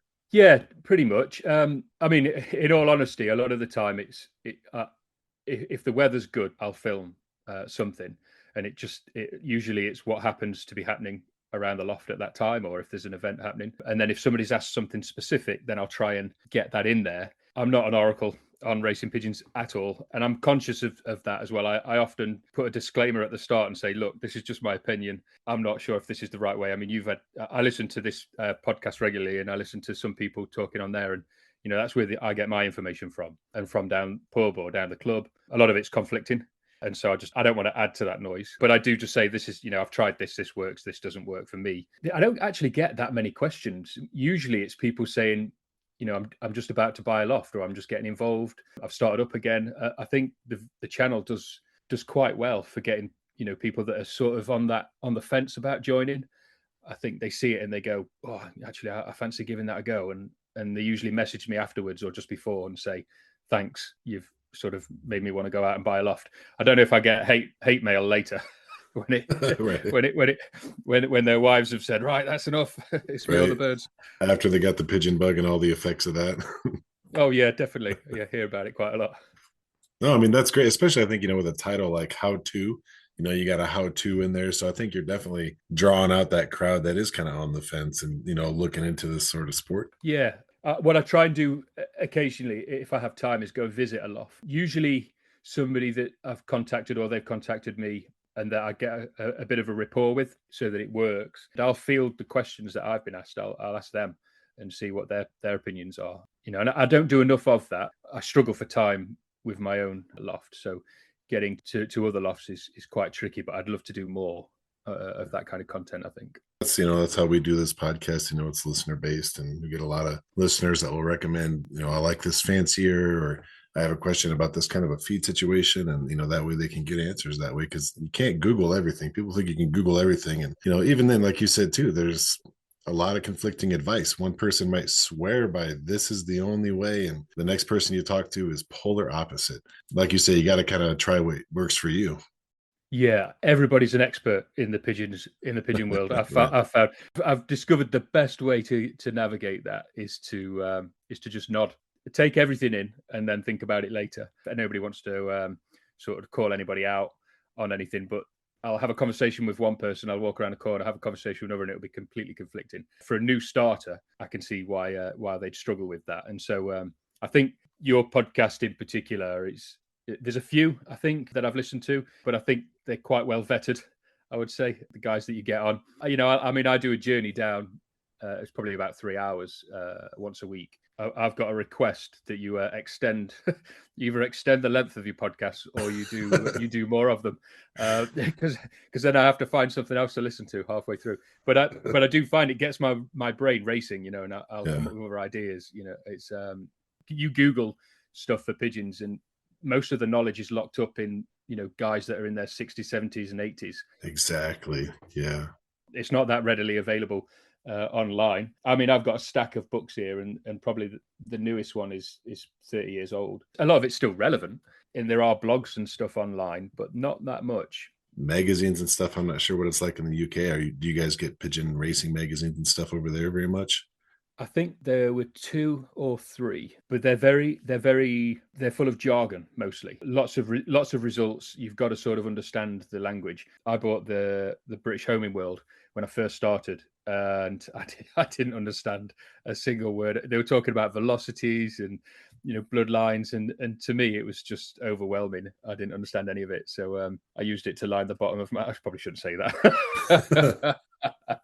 But yeah, no, the magazines, it's not that big over here. YouTube seems to be the popular thing. There is some truth in what the old boys were saying, that it's a dying sport.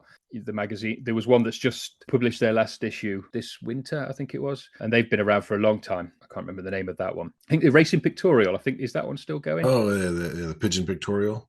That's the one. Yeah, I've never bought it, but I probably should, mainly because they don't stock it in the local shops. Did you have a mentor when you did decide to kind of get into the pigeon racing world? Yeah, I think that's probably everybody needs one, Yeah. or should have one. I was sort of, but the club I've joined two clubs, and I raced with the second one. I think I may have ticked a few people off when when I decided to go north. But I joined the South Road Club originally, and those guys sorted me out with birds, with as much information as I needed. They invited me down to the pub for a drink every Friday night. This was 6 months before I even started, and we were there all the time. Put on a few pounds. I did. They put me in touch with Charlie Wolf, who's well known in the UK from the Wolf Brothers. So Charlie's late 80s now, and his older brother's in his 90s, mid 90s. What they haven't done, isn't worth knowing. And he's been brilliant. He'll breed me some birds every year. He doesn't race anymore. He stopped racing a couple of years ago. Any issues, any questions I've got, I'll go and see Charlie and find out some information about him. And that's probably one of the first things I say to anybody, because they'll always ask, they'll put it on the Facebook page, or they'll message me and say, where do you get your birds from? Or how do I get birds? And what birds should I buy? And I generally say, just get in a club first, and there'll be somebody there that wants to help you succeed, and and sort of mind them for all they're worth. Become a sponge and try and get as much information from them as you can. And they might chuck you a few birds as well, which is is ideal. I think I've only ever bought 3 birds or paid for 3 birds so far. But yeah, I think a mentor is super important, and Charlie's a good laugh. Here in the States, we've talked about this a bunch, but one loft racing is really just exploding. There's a one loft race just springing up all over the place. And with that, so you're talking about, you join a race club, you meet all the, the guys who've been doing this for generations. And so you can kind of get it walked right into a mentorship, and they're there to give you a hand. But with one loft races, these are people that are kind of by themselves, solitary, and, breeding and sending birds out. You don't get that mentorship. That's where I feel like podcast, YouTube channels, the internet is kind of that fill in for a mentor. It's going to be, I'm struggling with this, Google it. But, as we said earlier too, that's not always the best. It's kind of a fill in. I mean, there's loads. You just covered loads in that. in that, I am now a fully fledged fancier, because I've got an opinion on pretty much everything, especially what you just said there. So I mean, the one-off races, we have them here, and a lot of people think that they're the future, and I can certainly see why. If you've got time restraints, or if you're looking to earn a little bit more money from from winnings. I mean, you win races, nationals here, then it's in the hundreds of pounds. There's nothing special.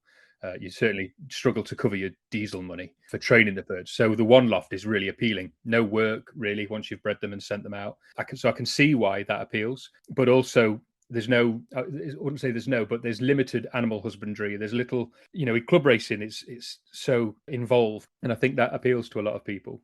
Certainly what appeals to me. I wouldn't say I'd never do one loft racing. I may end up doing that this coming year, actually.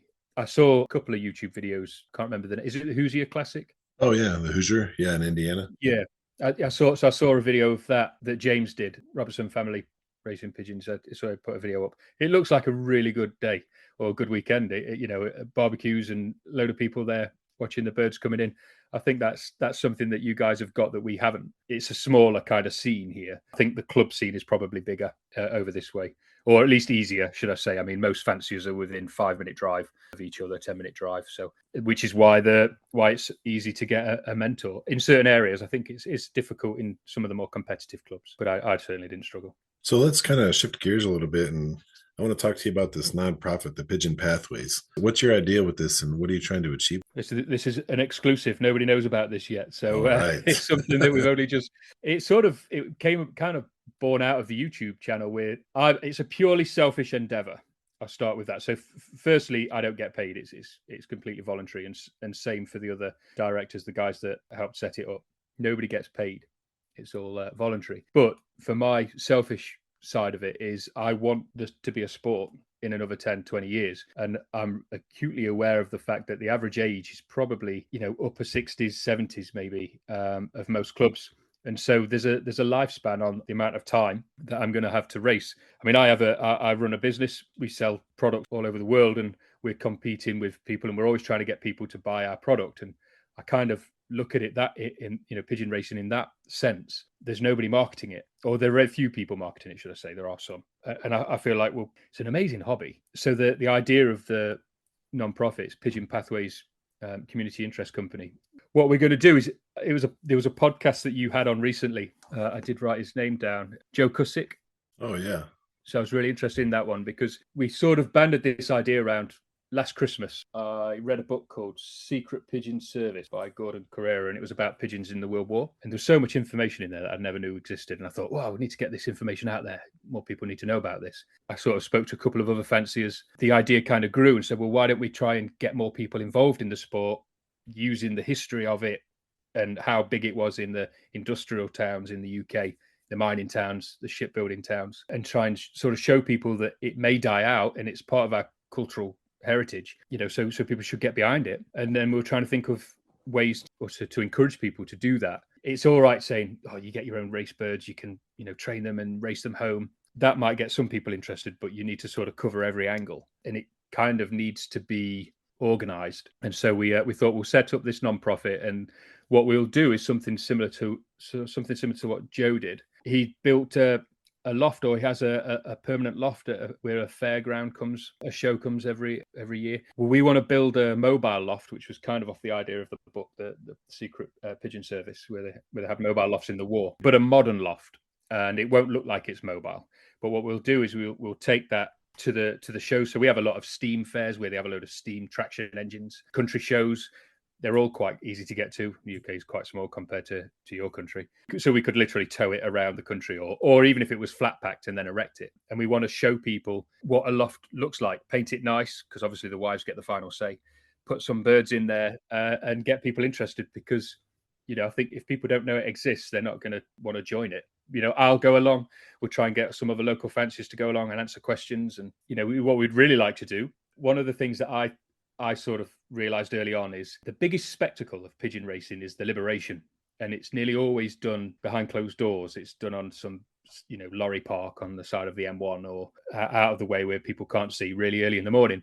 And I found out that the Up North Combine had 20,000 pigeons, and a load of trucks came down to about 20 miles from where I live. This was 3 years ago. And I took my camera down there on the off chance that I could film it. It was, I don't know if you've ever seen that many birds liberated in one go, but it's incredible. And I thought, well, there's nobody here to see it. It's such a spectacle. If they'd have just put it on Facebook on the local, town group and said, by the way, we're liberating 20,000 pigeons, it's going to be pretty cool, come and look, that would surely get people interested. And so I filmed it and I put it out, and it did all right. And so what we thought we'd do is tie in with this mobile loft at these shows where people can come and see the birds and ask us questions. All of these shows have like an arena in the middle. They do like motorbike stunts or classic cars drive around, or they'll do dog shows, dog stunts and things like that. We'll put a local club with maybe 50, 60 miles away, and see if they'll liberate a trainer or something like that, so people can see what actually happens. The birds are dropped, they all burst out and fly around and head home. So there's a bunch of stuff like that we want to do, and it's very new. We've only just incorporated the last few months, and so we're getting the website built now. There's a Facebook page that people can go to and join to find out more information on it. And we will be mostly working on donations to begin with, but the idea there is just get people interested and get people signed up, get people flying, get people racing, and just show them the benefits of it. And I think it will do well. I certainly hope so. We've put quite a lot of time in already to try and get it off the ground. And it's just the same as the YouTube channel, I guess. But it's in person. So with your mobile loft, is it just going to be with pigeons in there that you guys are going to pull out? Is it going to be a mobile loft where you can actually let them fly out and route around a little bit? What we'll end up doing is we'll have some birds that are bred for that don't mind being handled. So we'll have to handle them quite regularly, and they won't be out of the loft. We'll put them in the loft, then we'll take them out at the end of the day and take them home. But we'll have some baskets there that people can get closer to. The birds that are actually flying out, that would be the trainer or the transporter. So the transporter will come into the arena, and that's where they'll see the birds fly around when they're liberated. If it gets, it's going to take a lot of work to get it off the ground. It's in its infancy. I think the guys that we've got behind it, the knowledgeable chaps, more knowledgeable than I am. I'll do the YouTube side of it and the PR side, the marketing side. Hopefully those guys will string everything else together and put on something quite special, and hopefully push the sport, because there doesn't seem to be anything out there at the moment that that's looking out for the future of pigeon racing in the UK. I really think you're onto something, especially with the liberation, because I've never seen 20,000 birds liberated in person, but I love watching them when they do the YouTubes of it, and you can watch them all come out. People do it on Facebook, but yeah, when you look around, you'll see these semis just dumping thousands of pigeons, and they're the only people. Nobody is even. And if you could let people in the town, hey, there's going to be this liberation at this time at this place, come check it out. I think that would open up eyes, because even when I'm just doing little releases with my birds in town, it almost always drums up some conversation. Yeah, I think. I mean, it wouldn't be 20,000 at the show for sure. I think we'd be lucky to get a few hundred. But even that's impressive. You're right. I mean, my brother messaged me the other day, and he was telling somebody about that I race pigeons, because I keep it pretty quiet. There's very few people that know I do it. I don't go around and shout about it, bizarrely, other than on YouTube. But none of my friends sort of know about it. Very few of my family do. And he was telling somebody that I race pigeons, and they thought that they walked to the. Oh, nice foot racing. They couldn't work it out. Or like, they don't know how the birds get there. And I suppose if you've been doing it for a long time, you overlook those things. But to somebody that knows nothing about it, then all these questions, I suppose, are valid. The idea of just showing people releases would be great. When I was, we got a little local swap meet in town, and every now and then I'll take some pigeons up there, and kids always walk by and they want to see the pigeons. And so when a kid walks by, I'll be like, here, just let this one go. And they let it go. And the vendor next to me comes up and it's just like, so if you don't sell them, you just let them go. It's like, yeah, well, they're going to fly back home, like it's okay. Yeah. They fly back home. Yeah, that's a good idea. I mean, I know a lot. It's an old joke, isn't it? Where they sell the same pigeon several times, right?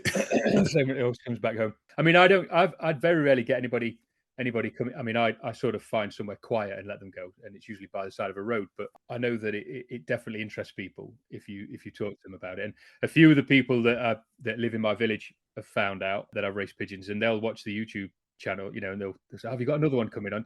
And they've got no interest in racing the birds themselves, but they're interested in watching it, and seeing what happens. I mean, maybe 100 people watch it and without any interest of racing, but then one person wants to get involved. When you look at the tens of thousands of people that end up watching, then you can see where it could potentially grow. It's such a fascinating sport. I liken it to having a football team, that you're the manager, the nutritionist, you're the owner, the trainer, and you're everything, the physio, and you get to select the team for the conditions. You can do so much with it, but you've got to have the time, I guess, and that's maybe what puts a few people off. That is a fascinating hobby, and it always kind of shocks me a little bit, when I talk to people in the UK, because, like you said before too, it is kind of like part of your culture. It's been going on over there for so many generations that I just assume that everybody kind of knows about. As over here, it's not so prevalent, and so it kind of makes sense that not a lot of people know about it. But it always kind of shocks me a little bit when you hear that. Yeah, I mean, racing pigeons has got a bit of a stigma. It's one of the reasons why I didn't mention it to anybody. We always, when we were kids, we were growing up, we always used to see flocks of racers flying around, but we were never allowed to go anywhere near them. They were like this mythical creature that you saw them drop behind a fence, and the fence was, to a 10-year-old kid, this fence was massive, and you could never get in. The closest I got, I think I found a dead racing pigeon once, and I was like, oh, look at all these numbers on its leg, and kids playing around on a council estate. And so whenever we mention it to people, they always say that it's cruel, or that's kind of the opinion that I've been told. My mum mentioned that, my grandparents said that. So none of my family race pigeons. I've got no links to it other than what I saw as a child. But when you get into it, you realize that a lot of people treat their pigeons better than they do their kids. It's definitely not a cruel. I mean, there's always bad eggs in every hobby, but the stigma attached to it, I think, and that the rats of the sky, you've heard that no end of times, I'm sure. And that's what people just automatically think. And I think from its heyday in the 80s and 90s, it's sort of dwindled a lot now. And in my local town, the village just up the road, I think Charlie was saying that there used to be something like 30 or 40 lofts in that one village. And now there's 5, maybe 6. I don't think it'll ever reach those dizzy heights again, but I certainly think that it can stabilize, still be a fruitful hobby for people to take part in. But yeah, I mean, it's definitely part of the culture. It's definitely part of the culture here and the history here. And I think it's important to preserve that as best we can. Well, stuff like your YouTube channel and this nonprofit you got going, it's just educating people on it and really showing them the truth behind it. I think that's going to be really good and healthy for the hobby overall. So keep up with the good work with that. Thanks. Yeah, I intend to. Hopefully, it does sometimes. This time of year when it gets a bit grey and miserable, it's cold and it's dark when you get home, you sometimes struggle then to keep the thing going. I just put one out today. Actually, I give this mentioned the podcast on that. I find that at the end of the racing season, you're about ready for a break anyway. But come January, February, you start itching again. You're looking forward to the new racing season. This time I'm going to win. I'm going to win something. That's right. Well, thank you so much for coming on and talking with us. And, thanks for all your efforts that you're doing for the hobby. Anybody wants to check it out, just go to YouTube, type in How to Train Your Pigeon. His channel will come right up. What's the name for the nonprofit on Facebook? Do you have it just under Pigeon Pathways? Yeah, Pigeon Pathways. It may be Pigeon Pathways CIC. I only set it up this week. People want to join, go along on there, and then, yeah, do. Definitely support that as much as you can. So thanks for coming on, Dan. Really appreciate it. No problem. Thank you for listening to another episode of the All About Pigeons podcast. Please help the pigeon hobby by telling your fellow club members or other pigeon friends about the podcast, and make sure to leave a good review or at least a 5-star for the podcast wherever you listen. If you have a topic or a person you want to hear more about on the podcast, or if you yourself would like to be a guest, just send an email to allaboutpigeonspodcast@gmail.com. Thanks for listening.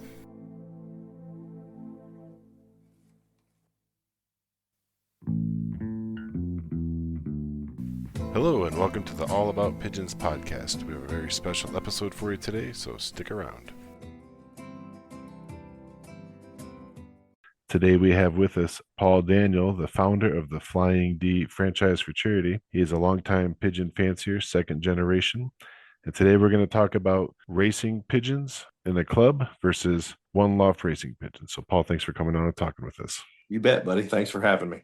So do you belong to a local pigeon racing club currently? Yeah, I belong to the Wichita Falls Racing Pigeon Club.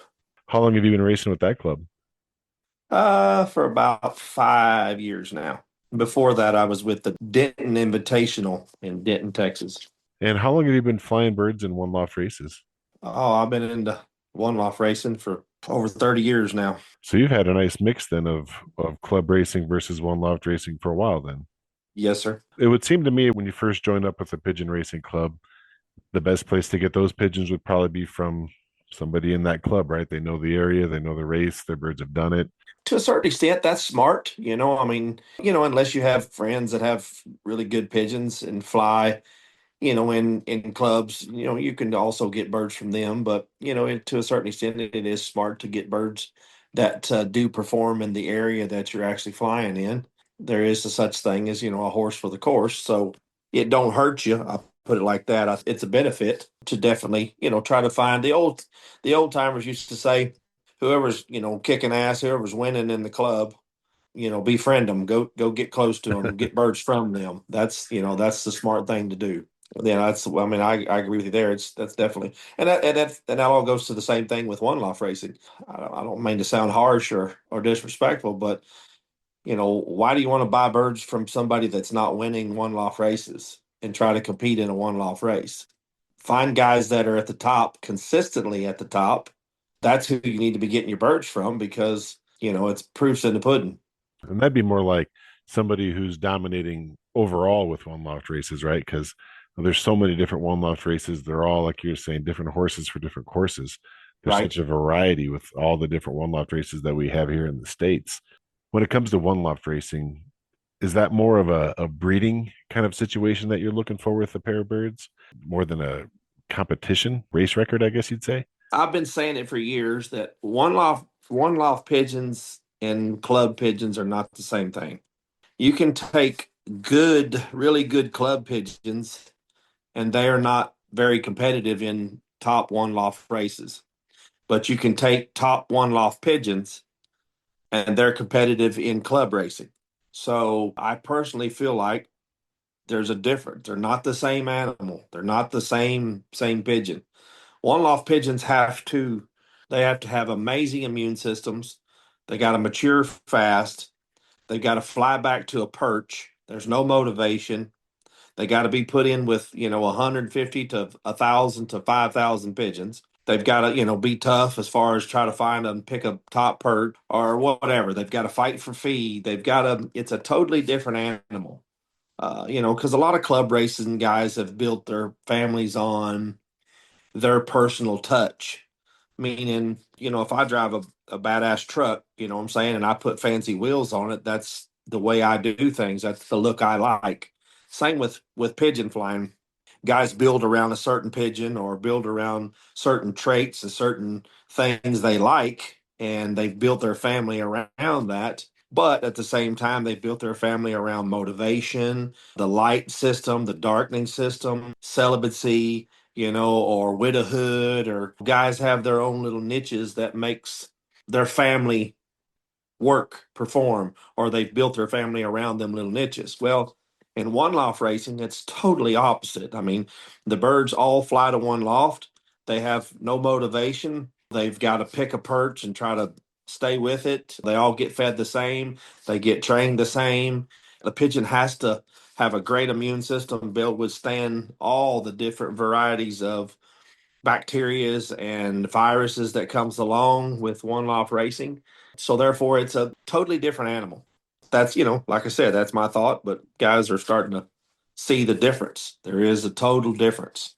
That's a really interesting point. It kind of goes back to what you were saying, where a pigeon from a racing club going into a one loft race compared to a one loft pigeon coming into a race club. That one loft pigeon is going to just kind of be overall, say, better, kind of a word I'll use, but Yes. Yes. it's like you're saying. So yeah, if this is how I loft train, this is what I do. If it's all about widowhood or whatever the motivation is, compared to a bird that is just trained to come back, because you don't know how they're going to be training, what the motivation is. You just want a bird that can just come back. So in that way, you could say the one loft races are really helping the racing sport altogether, just because they are making a different pigeon and maybe even a better pigeon. They're making a better pigeon, as far as I'm concerned, because I'll give you a little, for instance. All right, so every year after my race is over with, not all birds are sent home. Not everybody wants their pigeon back. Okay, so they'll leave, from 30 to 100, 120, 30 pigeons every year gets left with me. So I fly club old bird races in our club with them pigeons just for fun. And them pigeons are absolutely dynamite. And these are the bottom end, the culls that nobody wanted. These are the ones that nobody wanted to take home from the race. And I turn right back around within a month and a half after my race is over with, and usually switch directions and take off and fly old birds with them. And these pigeons are dynamite. I mean, they win, big time win in our club against club pigeons. That's what I'm saying. They're just, even though they're the bottom end in my race, which my race is a little bit different than most. It's a high roller type race, so therefore the quality and the caliber of pigeons that's sent into me is exceptional. So therefore, even though them birds didn't do it on the day of the race, don't mean that they were a bad pigeon. What's funny is if the race was a week earlier or a week later, or 2 days later, 2 days earlier, some of them pigeons hit form. Some of them are going out of form. Some of them miss on race day. You know what I'm saying? And get blowed off course just a touch. Like this year, we had heavy, heavy, heavy crosswinds. Birds got blowed off the course a little bit, and a lot of pigeons come from the backside. So therefore, them birds missed on the north side of the loft, a mile, 2 miles, 5 miles, 20 miles, I don't know. And they make the big loop and then come around from the backside. So it's not that they were bad pigeons; they just didn't hold the line as true as the pigeons that won it. And like I said, they're still great pigeons. And like I turn right back around and race them in old birds, and they're phenomenal. A lot of these guys that are in my race, when the race season's over with an old birds, if something's really special and, really steps up and is just bad to the bone, well, I'll call them guys and send them back. No big thing. And at the same time, if I want them, they give them to me. But it's pretty neat to see how these pigeons stack up against regular club pigeons. They're just better. I mean, they're just better.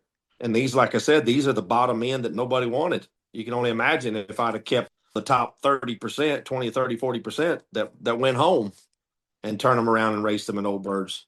Then how really good that would I been? Yeah, that's interesting. Even against club racing pigeons that are local to that area, that they're still coming out on top of those. That really does say a lot about the one loft race pigeons. It's amazing. I mean, like I said, this is the bottom end of what nobody wanted to take home, and they're at the top. I don't do anything. There's no motivation. I don't do anything.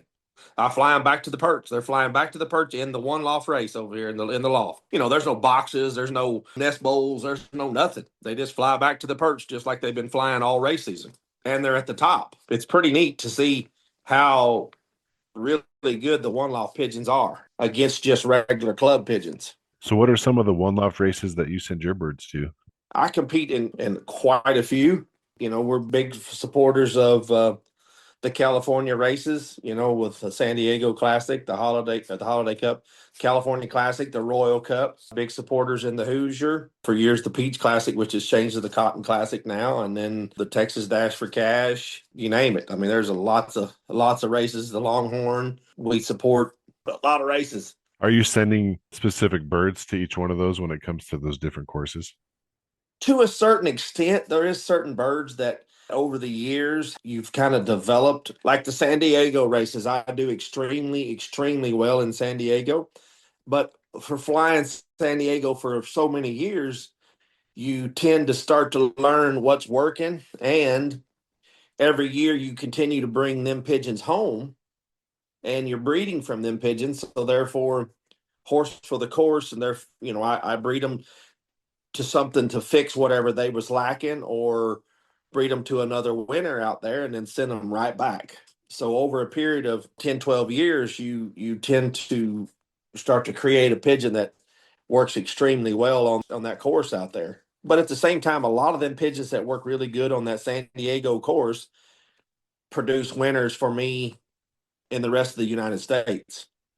So there is a few courses that the birds do extremely well, and they produce extremely well into a lot of other races in the United States. Like there was 2 or 3 races out in Utah, the Trappers Loop, the Evolution, the Plymouth Peak. Them races are really good, and they fly through the mountains, and it's kind of a tough. The birds got to navigate. They really got to have a lot of brains and a lot of endurance, and a lot of them pigeons, when they win the race for me, I bring them home and breed them into the birds that win in California. And them pigeons seem to produce my best birds in all the races I send to. Really good course to bring birds home to produce to fly a lot of the other races. What's your process when you got a bird that you're going to be sending to a one loft race? What do you do to get that bird ready for it? It all comes down to healthy parents. You got to start with healthy parents. Healthy parents produce healthy babies, and healthy babies win pigeon races.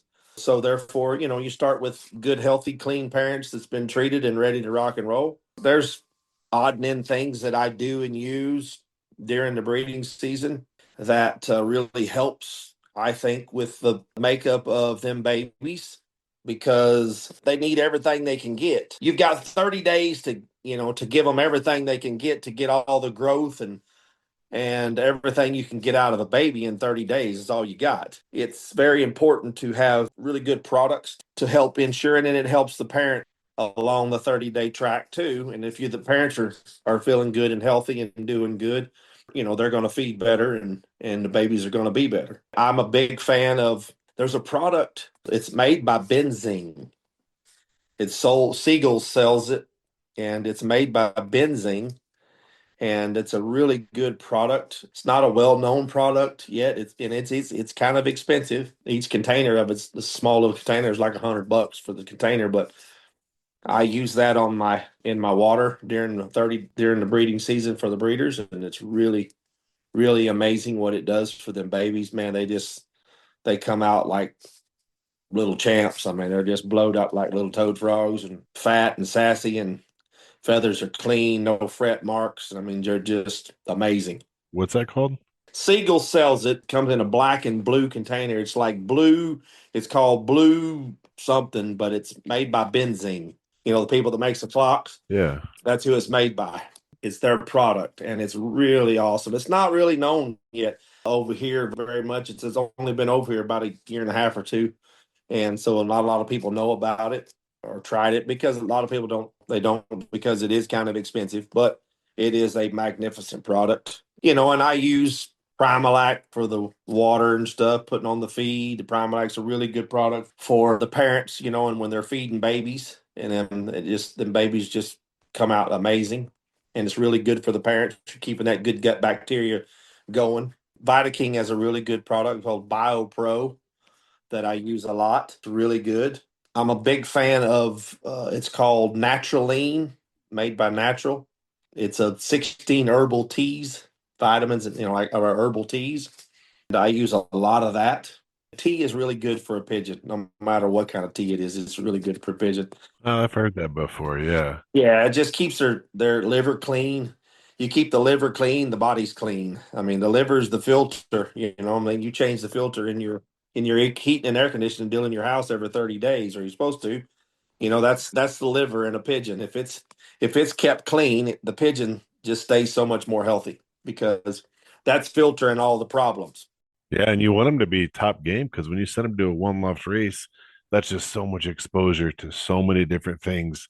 All Yes. those other pigeons from all those other lofts just getting together in one small area. If your bird's not top of its health right there to stay up there, then it's going to have a hard time. And I try to make sure my babies are 100% clean when they leave because they are going, like you said, they are going into a cesspool. And I mean, they're being thrown in with thousands of different bacterias from different lofts all over the United States. And so, therefore, their body's got to withstand that fast, quick, and in a hurry. That's what I'm saying. That's what makes one loft pigeons so much better, I think, than club pigeons because you take club pigeons that's never been exposed to this kind of stuff and throw them into a one loft race. A lot of the pigeons can't handle it. They've never had to withstand or be up against all that kind of stuff.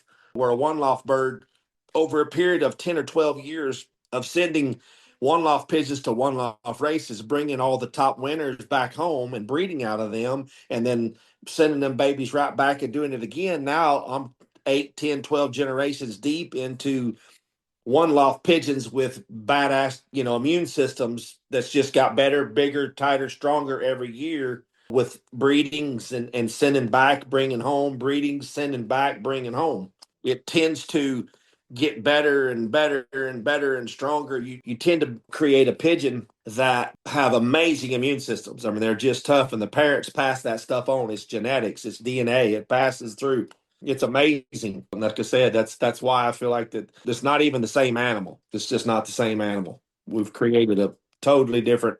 Yes, they're all homing pigeons and they're all racing pigeons, but it's not the same. I promise you. I didn't think about that. That's a whole other side right there. You're absolutely building up an immune system, especially over the generations. Yeah, I mean, let's just say you take 6 years of sending birds to one loft races, bringing them top winners home, breeding them together, like a winner from the Hoosier to a winner from California. I put them together, send babies back out to both races the next year. They do extremely well or win, and you bring them back home and breed them to a winner from the Texas Dash for Cash. And, so therefore you just continue to breeding these winners to winners, winners to winners. And the immune systems from both animals were phenomenal that withstood thousands of pigeons.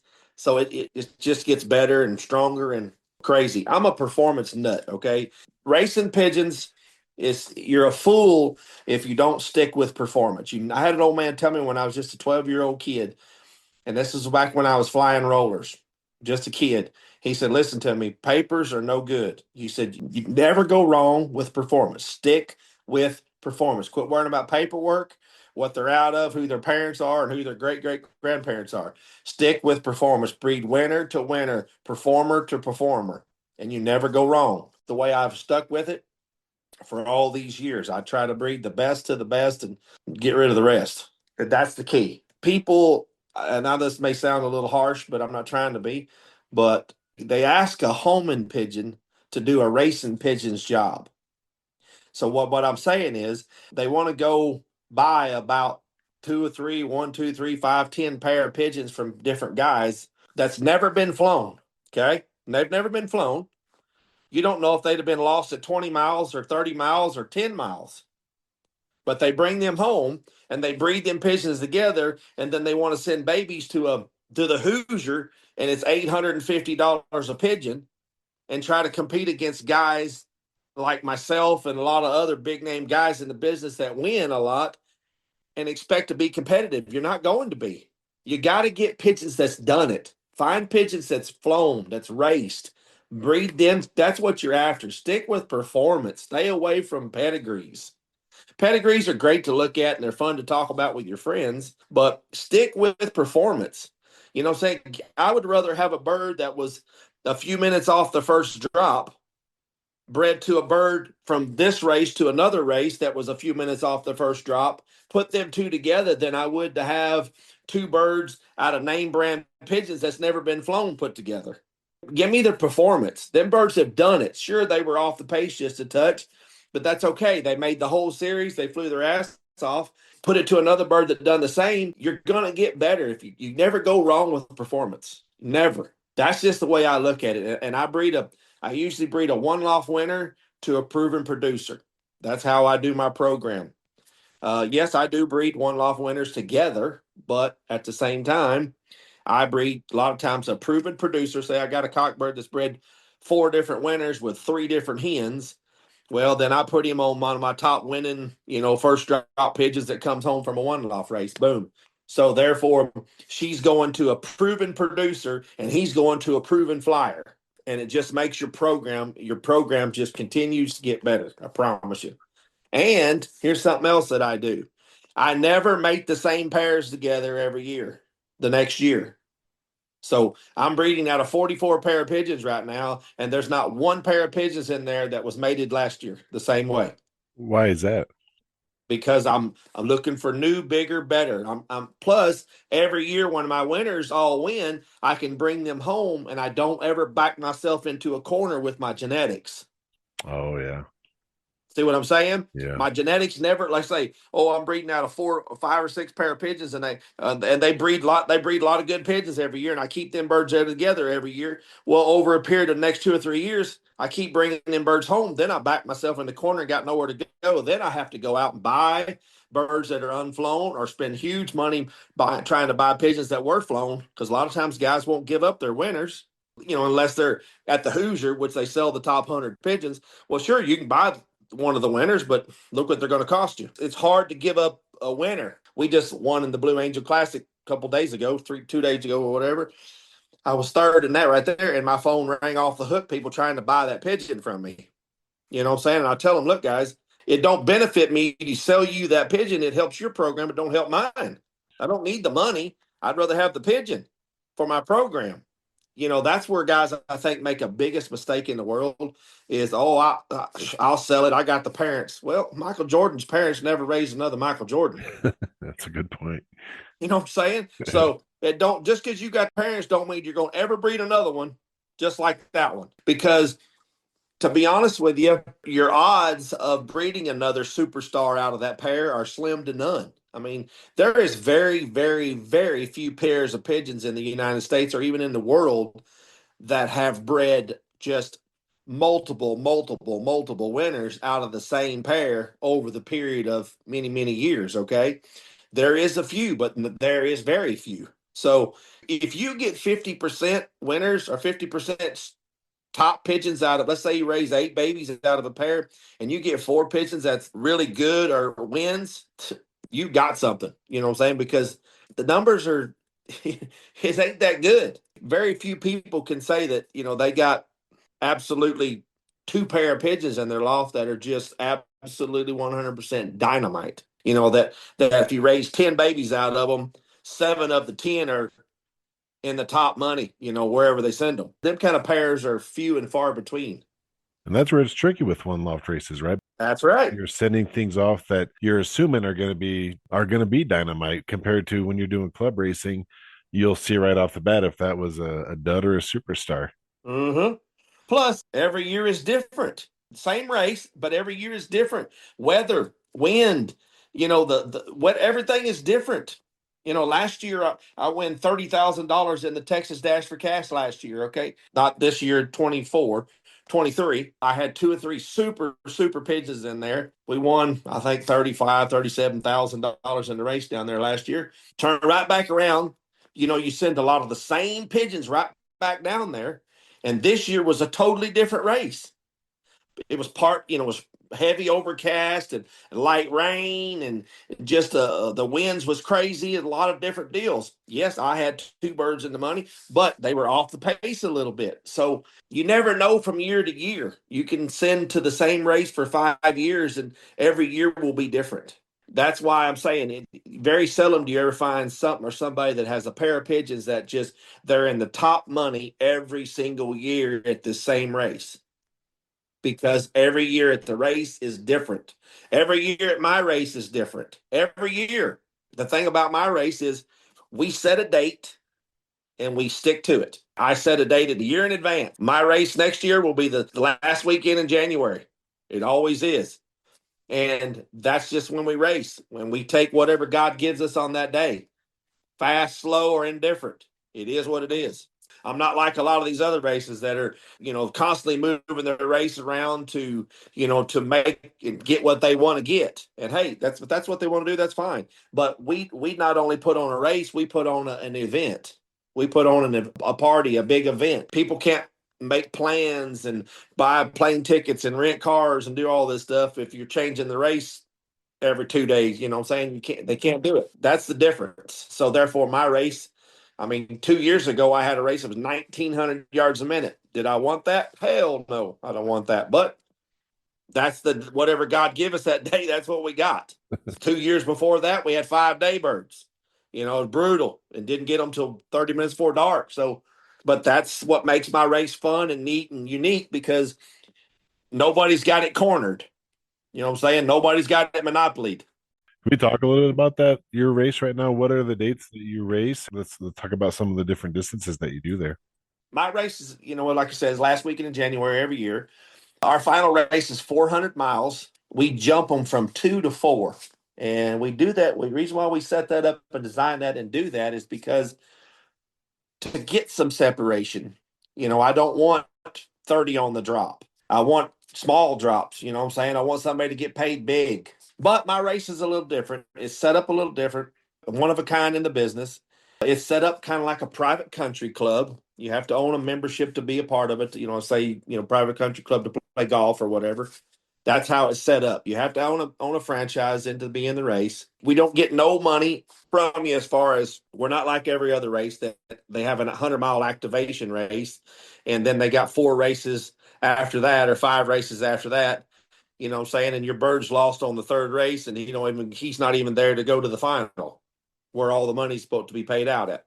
Our race is different. You don't pay until the birds go to the final, and we train them out to 200 miles, where a lot of races only, they'll go 100 before they, get your money. We do a 125, a 150, and a 200, and then we jump from 2 to 4, and you can pay the night of shipping. If you come to the event, you can pay when you walk in the door the night of the shipping, that you get to handle your birds, and tomorrow morning you're racing for $300,000, $400,000, $500,000. Oh, wow. It's a little different, but we're $1,000 a bird entry. There's a 2-edged sword there. Like I said, we don't get your money. We don't ask you to pay 1,000 until we've got them ready to go to the final, till you're fixing to compete for all the money. Anybody who's interested in taking a look at this futurity race he has out there, you can check out their website. It's flyingdpigeonfuturity.com. A lot of information on the race that they do down there. You can reach out to Paul, I'm sure, and get all the information you need. So, Paul, thanks so much for coming on and talking with us today. You bet, buddy. Anytime. Holler at me anytime.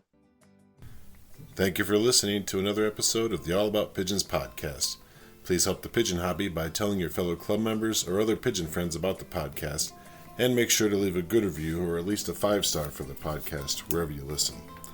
If you have a topic or a person you want to hear more about on the podcast, or if you yourself would like to be a guest, just send an email to allaboutpigeonspodcast@gmail.com. Thanks for listening.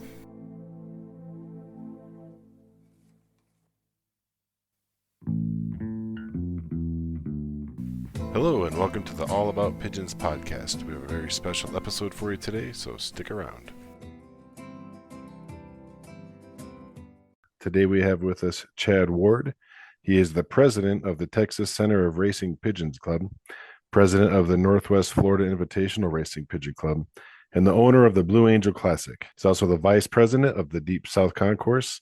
He's had many winners and won loft races at Hoosier, Florida Pigeon Derby, Big Andes, California Classic, World Cup, and Sooner. And today we're going to talk about racing pigeons and tips and things like that to help new fanciers, and hopefully some advice for other flyers. So, Chad, thanks for coming on and talking with us today. Yes, sir. Let's just start off with your own background with racing pigeons. How long have you been doing this for, and what got you started?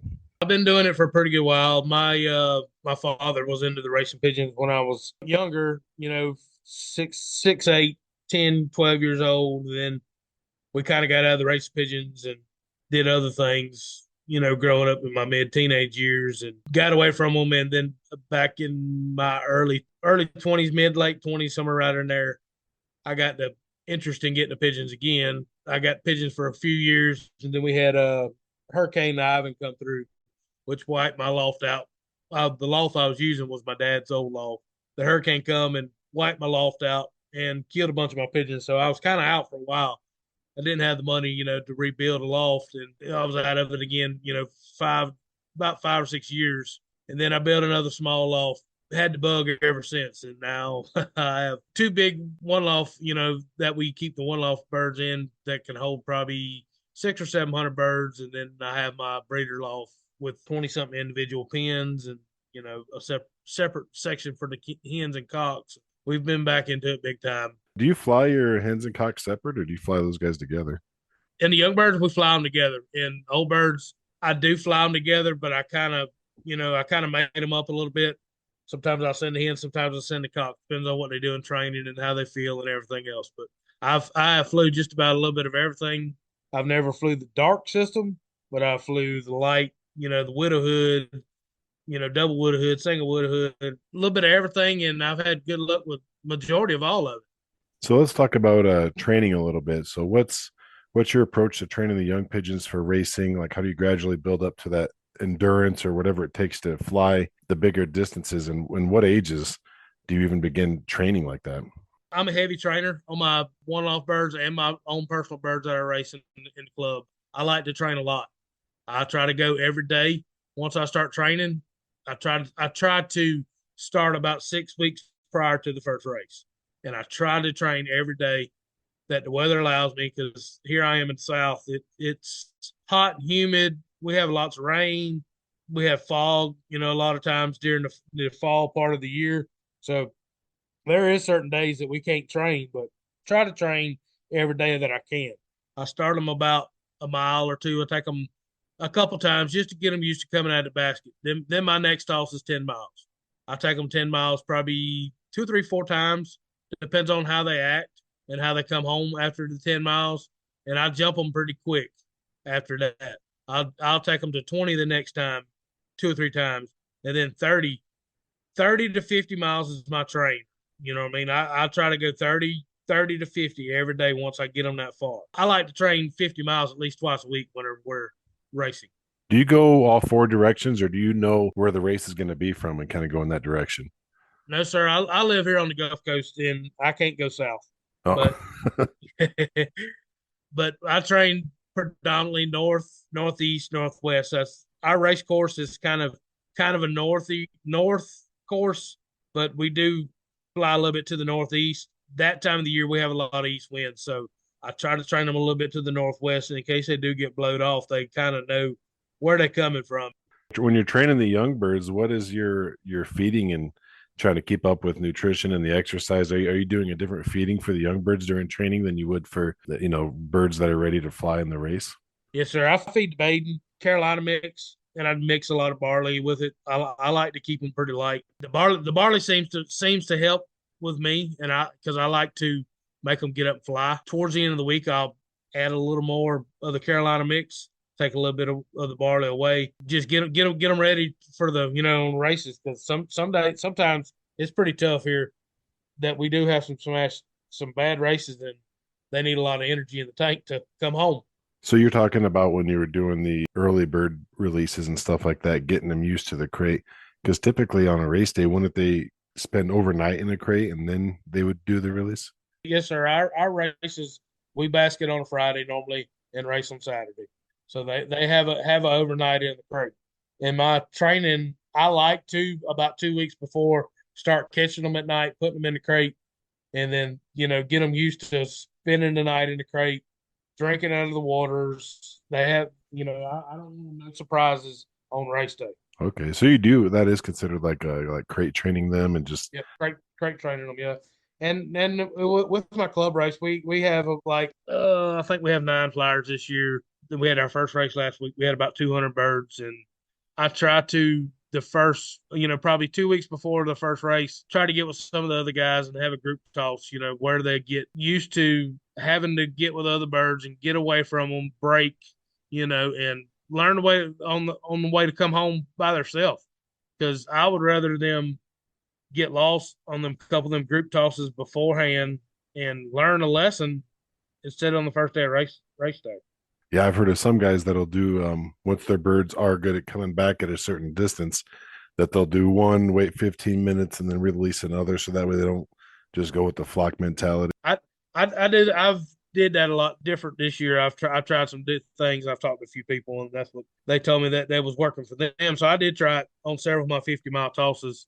I would sit there and I'd have my basket of birds, and I'd reach in there, grab one, get him out, look at him, write his band number down on a list, throw him in the air, get another one out, do the same thing. 3 or 4 minutes later, while that bird's still circling some of them had left, as soon as we turned them loose.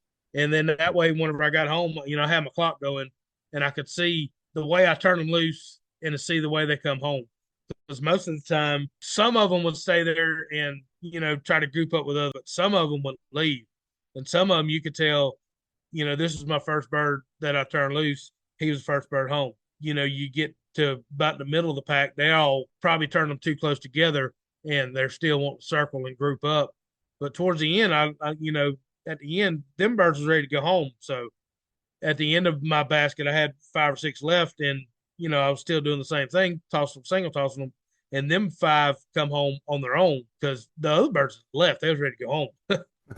And you could tell by writing them down what order that you turn them loose in. I got some homers that I do releases with, and the young birds that I'll do is they say to kind of you get to the spot that you're going to release, right? And you just let them hang out there for like 15, 20 minutes to kind of get their bearings. Is there much weight in doing something like that? Or do you just, when you get there, just open the crate and turn them out? Most of the time, I don't like to wait. I like to get there and turn them loose. I mean, on our race days, we do because I water them and all that. But on these shorter tosses, most of the time, I pull up there and I turn them loose. So sometimes I do, sometimes I don't. It just depends on what else I got going on that day too. Yeah, if you're busy, you only got 20 minutes for sitting there. Yeah. So some days you do, some days you don't. With your young birds, do you have them in a different loft? How do you keep them, for the birds that you're training and the birds that are, race ready?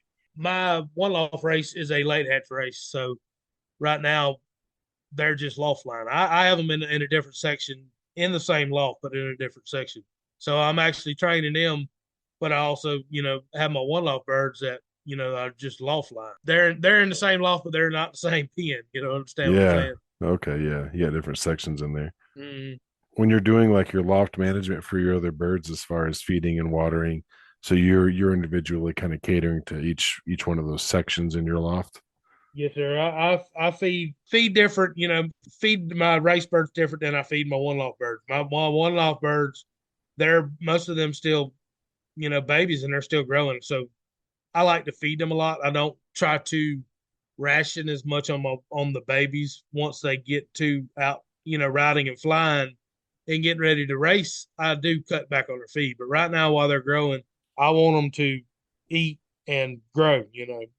So compared to doing club flying and stuff like this, like one loft races that you participate in, so you're sending off a bird that you're really assuming is going to be a good flyer, right? Like you can see your birds flying on the club races and you can pick out from there. So what's the challenges compared to club flying when it comes to submitting a bird in for a one loft race? Some of the terrain that we fly is the same as some of the one loft races that you fly, but here where we live is pretty much flat until you get to 250-ish miles, and then we get up in the hills of, in the northern part of Alabama and lower part of Tennessee. It's a little different course once you turn them loose at 250, 300, 350 miles, that they've got to come through the mountains and the hills and the valleys to come home, and then it's a flat shot all the way back home. Sometimes the first 100 miles is a little challenging for them, but once they get through that, they're on the flat coming home. But like we fly some of the races in California, they release them in the desert in Arizona, and then they got to go through the desert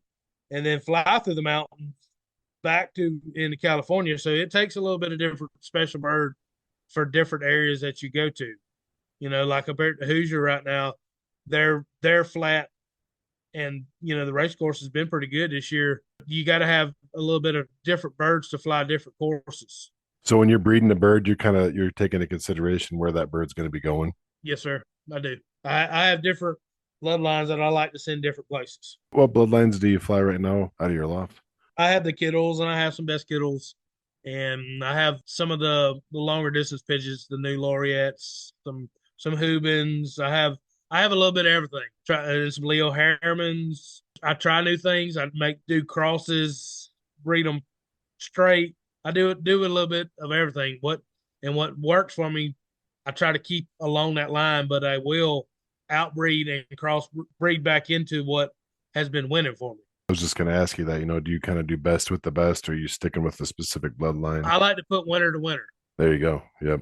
I think that's a good way to do it myself. Yep. Most of the time, if you breed winner to winner, they have that mentality to produce babies that are winning. And a lot of times, like, we had two birds that did good in the California Classic and the Royal Cup, which, they're in the same yard and they fly the same direction. So I bred the bird that done good at the California Classic to the bird that done at the Royal Cup. Huh. And hopefully we'll see what they'll do this year. Yeah, hopefully they do good for you. Seems like they would. Yeah. So let's talk about recovery after a race. So what is your post-race recovery protocol for those birds? My post-race recovery, as soon as they come in, I have two waters set up in the loft. I have one with honey and water, and I have one with electrolytes. I give them a choice of whatever they want. They get that for a day. The next day, I give them, I go back to my regular routine that Monday. Normally Sunday, I give them a day off, relax, and doing whatever. They get a bath that day. Monday depends on how hard the race was and how many hours they flew. Sometimes I'll just leave them resting another day. Sometimes I will loft fly them. It just depends on what the race has been on Saturday. Tuesdays and Wednesdays is normally my train days. Thursday, I might get a short toss in. Fridays is rest day, and we ship Friday night. So besides the honey and the electrolytes, is there any kind of supplements that you use, or is that it right there? That's all I use in the water. Okay. I do use some oil and some red cell in the feed certain different days, and then the Primalac. I use the Primalac. Yeah, people really like that red cell. I've heard a lot of good things about that. Yep, it gives them lots of vitamins and iron. So when they come back in, are you kind of hanging around to just check to see if everybody's okay, if there's been any injury or sickness after a race, or do you just kind of watch them the next day in the loft that they're flying around? And it sounds like you give them a little bit of a free day after that. Yeah, most of the time you can tell the next day when they come back if they don't feel good, if they went down in, what I mean, they'll be all hunched up in the corner. Then they gonna get something different. You know what I mean? Yeah, I have a medicine cabinet full of stuff that I don't like to medicate my pigeons too much, but I will give them one if it needs it. Does your club require vaccinations for doing tosses together? No, sir, my club doesn't. Oh, okay. Do you do any vaccinations for PMV or anything like that? Yes, sir. I give mine the rotavirus vaccine every year. Oh, okay.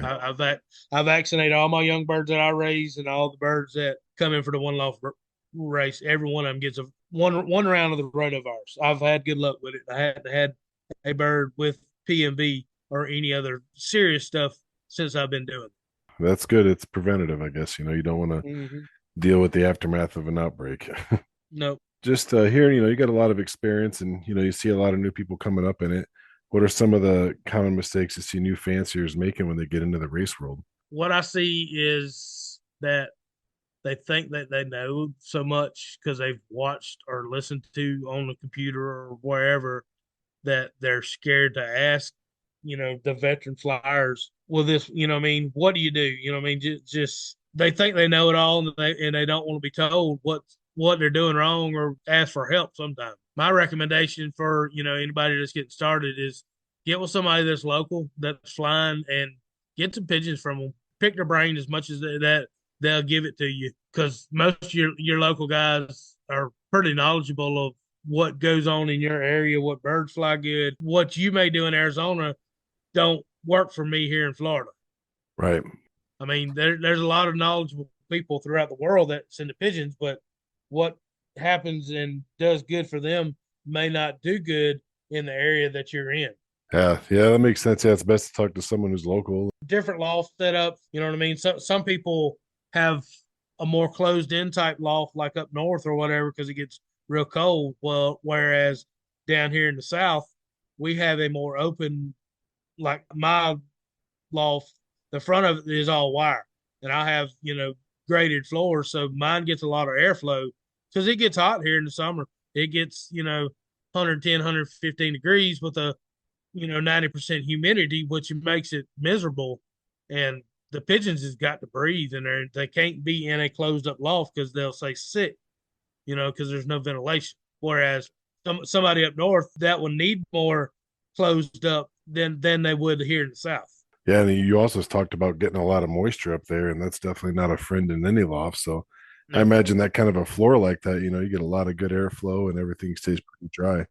A lot of times you can go there in the middle of the day when there ain't really, you can't feel a whole lot of wind outside, but you can walk in the loft and it's cooler, but you can feel a little bit of a breeze sometimes blow through there. What do you guys do I mean, especially where you are, hurricanes and everything else come through there. What do you guys do when it comes time for that? I mean, are you guys just canceling the race and doing it again, or? Most of the time we pray that we don't get a hurricane, but but the guys in South Florida, they've got hit bad last week with a hurricane, and they're going to get hit again this week. But if it gets to be a hurricane, we will cancel because a lot of times everything's shut down around here. The trees is blown down. There ain't no gas nowhere. I mean, it's a disaster after a hurricane. Where I live up here, I'm in northern Arizona, so we get high winds just all year. It's always windy. I'll do releases on my birds when we're still having 30 to 40 mile an hour winds because they've already loft flown in 60 mile an hour winds. My understanding is it's the environment that they were born into. So Yeah, every pigeon is different. Like you say, y'all have 40 to 60 mile an hour winds all the time. If we have that, we're canceling. If it's 20 miles an hour here, these guys and where we live, we're not flying in a wind like that. no, and not even if it's a tailwind and gives you guys great numbers. Most of the time, not, because I mean, if it's got a lot of side in it, it blows them Yeah. too far off. I mean, if it's got a lot of tailwind, it could blow them out in the Gulf, and they don't ever come back once they get out over the water. Sometimes. Yeah, just make them fly right over you. Yep. So how often does your club fly? Once we start, normally we fly every week for 7 weeks, and I mean, we do have some rain. If it's a bad thunderstorm, we're not gonna fly. If it's got some rain on the course, sometimes we'll fly, sometimes we won't. Just depends on how much and all that they're gonna get. And so, can we talk about the convention that goes on down there at the Texas Center and kind of talk about the actual? You guys are like we kind of talk. You're a combine, right? You have a lot of different clubs coming together. Different states is involved in the Texas Center, and they have the different clubs throughout the states is involved in it. Normally, every year somebody different puts it on. Pretty much like to me, it's the vacation to go somewhere in the summer, like to Tulsa or to Denton or to Houston or to Lafayette, or we've had it a few times in Arizona, Fort Worth. They've had it in several different places. Last year we hosted it here at my loft right outside of Pensacola. We had it at the Wind Creek Casino in Atmore, Alabama, and we had a pretty good crowd. We had I'd say about 70 people showed up. We had a little over 120 birds, I believe, we sent to the race. We had right at 90 on the day, and the next day we had 15 more. I think we wound up losing like 6 birds out of the 2 days. It was it's hot and humid here in July when it flew. It was right at 100 degrees. We went 160 miles that day. I don't really know where we're going to have the convention at yet. There's 2 clubs that's talking about having it. One of them's supposed to give me a answer in the next few weeks of if they've secured a hotel on where we're going to have it. And I will have that put out in my next president's letter in the digest. I think it comes out in November, I believe it is. Okay, in the Racing Pigeon Digest. Yes, sir, in the Racing Pigeon Digest. And they will start taking birds in February. Do you guys have a website for the convention? Yes, sir. It's texascenter.org, txcenter.org. And there's a Facebook page, Texas Center Racing Pigeons on Facebook too. That sounds like that'd be a really good thing to get out to. Yes, sir. It's good to see different things, throughout the country. There's a lot of people that come that you can meet. They try to normally have a speaker, or we've had Frank McLaughlin come, Ed Memble speaks. We've had Ralph Herbott's come. We've had lots of other people from Belgium that comes over and gives seminars. It's up to the host club of what you have, going on. We have an auction on Saturday with birds has been donated from a lot of the big top fanciers throughout the country. Will donate a pigeon for the auction. We have a strong ladies auxiliary that we give. The ladies auxiliary gives the outgoing seniors of the year that's the members, kids, grandkids, whatever, a scholarship every year. And this year, I think we had 12 or 13 of them, and each one of them got about $1,500 a piece. Oh, So wow. we Really try cool. to take care of our kids, and the women they like to do their thing too at the convention. They go shopping or they do all kind of things. So you got to kind of make it a family event to get everybody interested in being involved in this sport more than just the guys. Because the women and the kids they don't want to go to the pigeon loft a lot of times and just sit there all day and wait on pigeons. They want to go do something fun. Right. Yeah. If they're going there anyway, they already got to deal with pigeons all year. So, Yep, they're there to go have their little break too. yeah. Yeah. And then you said that's in the summertime, right? Yes, sir. It's in the summertime. Normally late June, 1st of July, mid July. Okay. Well, there you go. There's kids are out of school, plan a little road trip with the family, and everybody gets to do something they like. Mm-hmm. Oh, that's brilliant. I like that. Which club is going to be hosting it then this coming year? I don't know yet. I know the Houston bunch in the Galveston area has been talking about it, and the bunch up in Tulsa has been talking about it. All right. Well, we're coming up against the clock here. So if anybody is looking for more information on this, you can check out txcenter.org. They're going to be having the announcement come out in the Racing Pigeon Digest. And if you're getting that, I'm sure you've already seen some of their ads in there as well. And if anybody has any questions, they can go on my website. It's blueangelclassic.com is my email. You can go on Win Companion. My icon's Blue Angel Classic. All my information's on there, my phone number. Anything you need, just call me and I can answer your question. Excellent. Yeah, we really appreciate you coming on and talking with us today. Thank you, Chad. Yes, sir. Thank you for listening to another episode of the All About Pigeons podcast. Please help the pigeon hobby by telling your fellow club members or other pigeon friends about the podcast, and make sure to leave a good review or at least a 5-star for the podcast wherever you listen. If you have a topic or a person you want to hear more about on the podcast, or if you yourself would like to be a guest, just send an email to allaboutpigeonspodcast@gmail.com. Thanks for listening.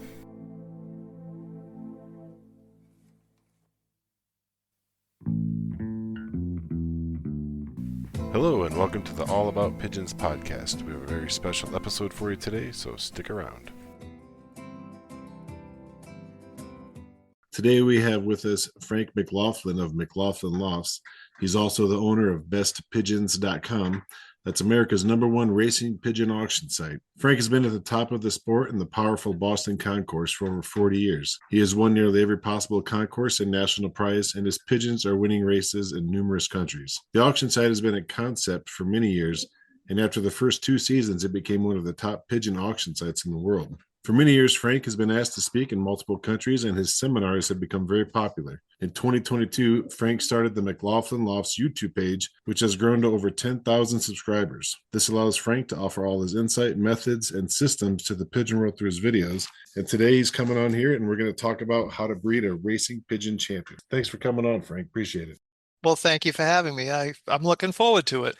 So when it comes to breeding, there's different styles: line breeding, inbreeding, outbreeding, stuff like this. Do you stick to one method, or do you kind of adapt to what you're trying to achieve? Well, I think when we all first started the sport, and going back to ninth grade biology, everybody was under the impression to inbreed, line breed, and then outcross for this, supposed hybrid vigor. And after, breeding now, I started in 1974 and watching the best, pigeon fancies in the world and watching the best pigeons in the world develop, I found that you're better off just breeding for performance. What I see is the greatest breeding pigeons in the world, the pigeons that change the sport, birds we'll talk about for, 20, 30, 40 years, are all total crosses. None of them are inbred pigeons. They're all crosses. And there are some great inbred or line bred breeders, but the real superstars both racers and breeders have been, bred from unrelated birds, maybe unrelated birds that were also unrelated. It wasn't like they were inbred or line bred before they were crossed. So my secret, and I advocate to everyone starting out, is you want to pack as many superstar unrelated pigeons in the pedigree as possible. So if you can have all the grandparents of your breeding stock be big winners, big unrelated winners, your odds of continuing and breeding winners is really increased. And most of the big Europeans have seen and found the same as me. They cross the best. They may have a line, birds that are related to a certain pigeon, but you're always trying to bring in something and make them better. And with performance animals like pigeons, crossing is the way to go. I mean, if we were breeding for strictly body type or show or color or anything like that, sure, you could do a lot of inbreeding and line breeding, but performance, I found that the inbreeding and line breeding has been fairly useless for the racing pigeons. And so that's more like winners to winners over pedigree. Yes, yeah, pretty much. Yeah, the best performing pigeons to the best performing pigeons. If you have really good birds and you bring in a child of somebody else's superstar and cross it into your birds, and if the birds do well, then you keep going from there. But most of the top, most successful fanciers in the world, really all of them, are constantly crossing in. A lot of them can afford to buy the champion, but most of us, you can get like a child of the star pigeon and then, try that. The actual champions can be very expensive now in the racing pigeon world, extremely expensive. That's right. It used to come off as the poor man's horse racing, but I think horse racing is probably cheaper now. It gets a little crazy. Now, I don't want to discourage anyone because, I mean, starting out, there's plenty of great pigeons. You can get superstar pigeons in the $200, $300, $400 range. But if you want to buy a true champion pigeon or a youngster from some of the best pigeons in the world, oh boy, thousands of dollars. And I think it's a bit crazy. There's no need to spend thousands on a pigeon. But there's a lot of good pigeons out there, and there's a lot of good performance pigeons. And like anything else, people chase what's hot and what's popular. So you pay more for, the pigeons that might be like the Taylor Swift popularity over someone that, might be a tremendous artist, but yet isn't well known. So the pigeons are equally as good from the lesser person that doesn't market and promote as well as the more expensive birds. One thing I've heard too is people who breed good racing pigeons, it's more about a stock sense, right? Like knowing which birds are going to make that good flyer. It's funny you say that because most of the people that have come into racing pigeons, they usually have started with other animals, whether it be dogs or fish or, horses, even any animals in general. So if you have a stock sense, if you're good with another type of animal, you'll probably do well with pigeons. And yeah, some people have a stock sense. Like I'm not blowing my own horn, but I've always been able to like look at a pigeon and almost like read the way it's thinking or see its qualities where others can't recognize, or touch a pigeon and feel a vitality that most can't recognize in the feather quality, a muscle type. And I think part of it is because I've been doing it since I was like, well, I got my first pigeons probably 8 years old. So I've been doing it a long time. I grew up with them. I guess maybe as my brain was developing, I was growing up with pigeons. I joke about it to some of my friends that may struggle a little bit, that started late in life, that, you're never going to play violin in the Boston Symphony Orchestra if you started at 50 years old. With pigeons, you can be successful. If you have good pigeons, you supply good methods. I supply, like on my YouTube channel, I talk about very easy methods, very common sense methods that anyone can follow and have big success. And I get reports from all over the world with new fanciers dominating because, they're not doing what their great grandfathers or their grandfathers or their fathers were doing. They're doing something that's, more up to date. Most of the people in the sport are still copying things that, they were doing the same as 50 years ago. You're trying to create a bird to do something pretty specific here. The one loft racing right now is really growing right now. People are still club racing as well too, especially in other countries. When you're trying to breed a pigeon, if you're breeding one for one loft racing, How would you view that compared to breeding one for that's going to be a club racer? That's a different animal you're making there, right? Yeah, I mean, it's a different animal. I get that question a lot where I find that most of these very successful one-loft racing pigeons, and for people who aren't familiar, it's like a Kentucky Derby. You breed the bird, you pay an entry fee. All the birds are raced and trained out of, under identical conditions. Then there's a big race with prize money. So the birds are all homing to one location. All these big successful one-loft families of birds, and there are some, but they all originated winning in federations and combines and clubs somewhere else. Me personally, I race the same pigeons in my combine as I win with in one loft racing. But I think what we're finding in the sport is many fanciers now, because they're so spread out, it's hard to get a club, a combine together, are only entering one loft races. So they're having success in one loft races. But I think if they race the same pigeons in a club or combine, they would have a lot of success also. But there are horses for courses. I'm sure there's some pigeons that may perform in Zimbabwe and under those conditions better than like a pigeon that might perform in say, a cold section of the United States. It does. It varies. I mean, there are horses for courses, but again, good pigeons are good pigeons for the most part.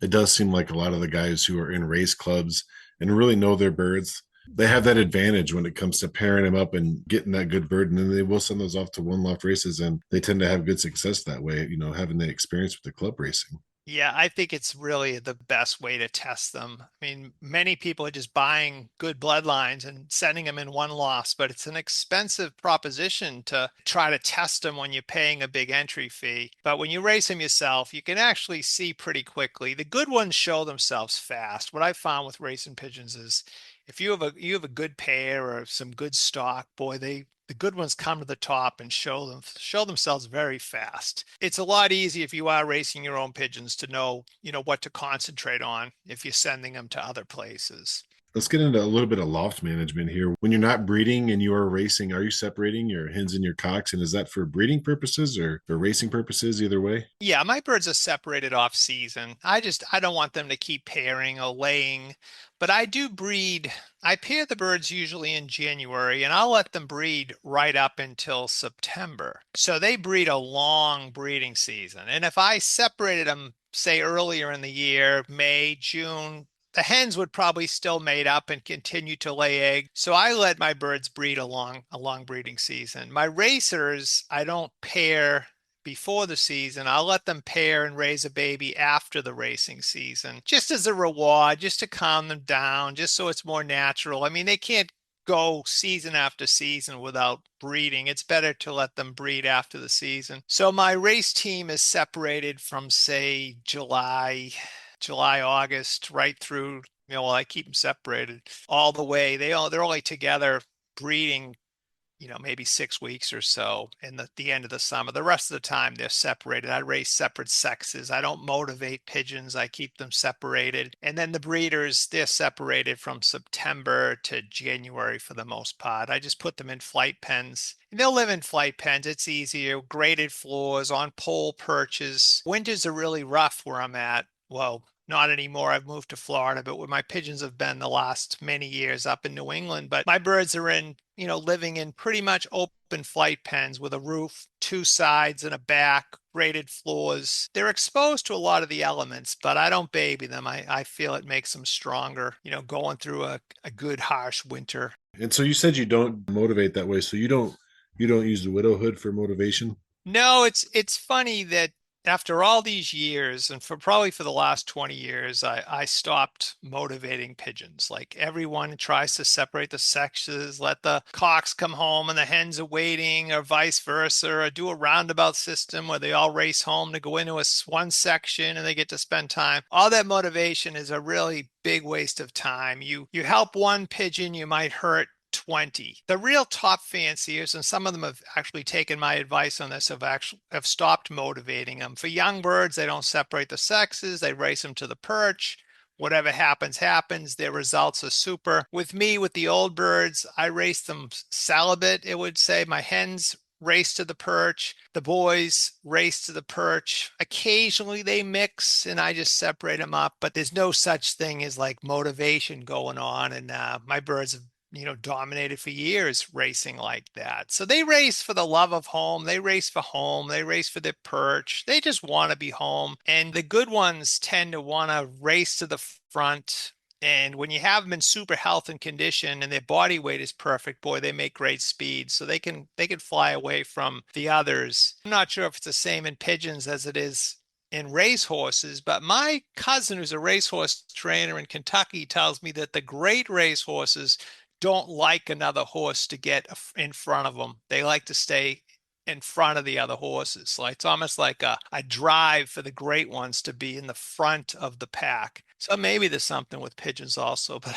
it would be kind of tough to prove. You got two pigeons that you want to pair up, but let's say that they were both with other partners the year before. Do you do like the boxing system where you keep them together in a pen for 24 hours, or how would you go about doing Yeah, that? well, I've been pretty lucky. I have multiple breeding lofts. I have a big setup with different sections. So I can, separate them and put them in with a different mate, maybe leave them locked up as long as, they're not fighting. And in some cases, what I usually do, I'm a believer in free mating. I'm not sure how many people do the free mating system, is where I let the pigeons, most of my pigeons, select their own mates. Now, at the end of the season and for special pairings and stuff, of course, I'll select mates and maybe put them in an individual pen or in a small section. But usually I may throw like 10 hens and 10 cocks, all unrelated, into a section and let them pick their mates. And I've found more champion breeding pairs doing that way than studying pedigrees and trying to figure out who should go with who. It's almost like they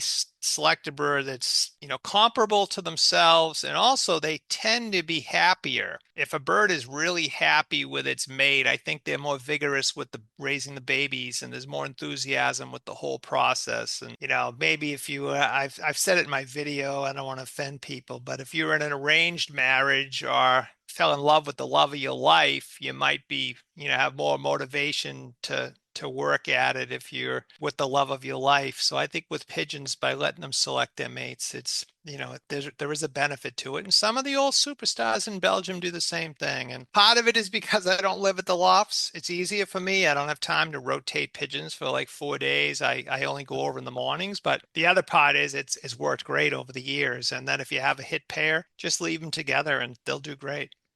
That makes sense. I mean, especially if all your pigeons are of comparable quality in your loft, you don't have a couple, ferals or whatever running around in there. You got to worry about them pairing up with. If they're all pretty decent pigeons, you don't have too much to risk right there. The odds of something good coming out. That's a really good point. Like if you wouldn't, like I've said to people, if you wouldn't like enter their baby in the biggest race in the country, you probably shouldn't be breeding from the pigeon anyways. Like I try to, everything I have, I'm thinking, oh, this could breed the next great champion. So yeah, that's a good point. I mean, if you have a good group, solid group of pigeons with excellent genetics, let them pick their mates. You'd be pleasantly surprised. They'll do a better job than you will. What kind of feed program do you go on when breeding season kicks in? Well, up until breeding season, which, some of the grain dealers may hate me, but in off season, say after the body molt is finished, they could be molting wing feathers, but after the body molt is finished, I'll switch the birds on to just whole corn or maize, as corn in some places is like a mixed feed, but maize, and I'll give 2 parts maize or corn, as you call it, and one part lay chicken pellet. So my off-season feed, I just buy a Tractor Supply, and I just feed them, corn and laying hens, chicken pellets. And then when my birds, I'll keep them on that until they lay their eggs. And once they're on eggs and they're about to hatch, I'll switch. I buy the best Belgian mixed feed. I use Vercella Lager. I have it delivered from New York through Global Pigeon Supplies. And it's like a 14% pigeon grain. It's a mix of all the real nice grain mix. So that's in one feeder. Because I don't live at the lofts, I fill the feeder up with that. It's called Versalaga Champion. And another feeder, I'll use chicken lay pellets for minerals, some extra protein, and they don't eat hardly any pellets. They eat maybe 10% pellets and 90% grain. And then more important than those two are all the minerals. I have all the different types of grits and minerals and pick pots and pick stones and all that in front of the bird. So that combination throughout the breeding season. The birds don't break down, and I raise just positively beautiful babies. Are you mixing the grit in with the food, or do you keep that in a separate container? No, I keep everything in separate containers. I let them take free choice, whatever they want. They tend to know what they need. There's a pink mineral. It's the natural product. It's made, the company is natural, and it's a pink vitamineral. So if I was only going to use one mineral, I would use that pink vitamineral made by Natural. It's the best on the market. The other would be, the grit in redstone. I buy the Belgian grits, and they're all little pebbles. It's not ground granite. The ground granite scares me. I mean, it's all sharp edges, and when a bird is looking for grit, it wants little round stones. And my father was a hunter, and if you open the gizzard up of like a pheasant or something, it was all full of little round stones, not sharp, jagged, crushed granite stones like it's most of the commercial grit, the American grit, is made of. I think that causes a lot of issues, a lot of irritation, maybe health problems. So I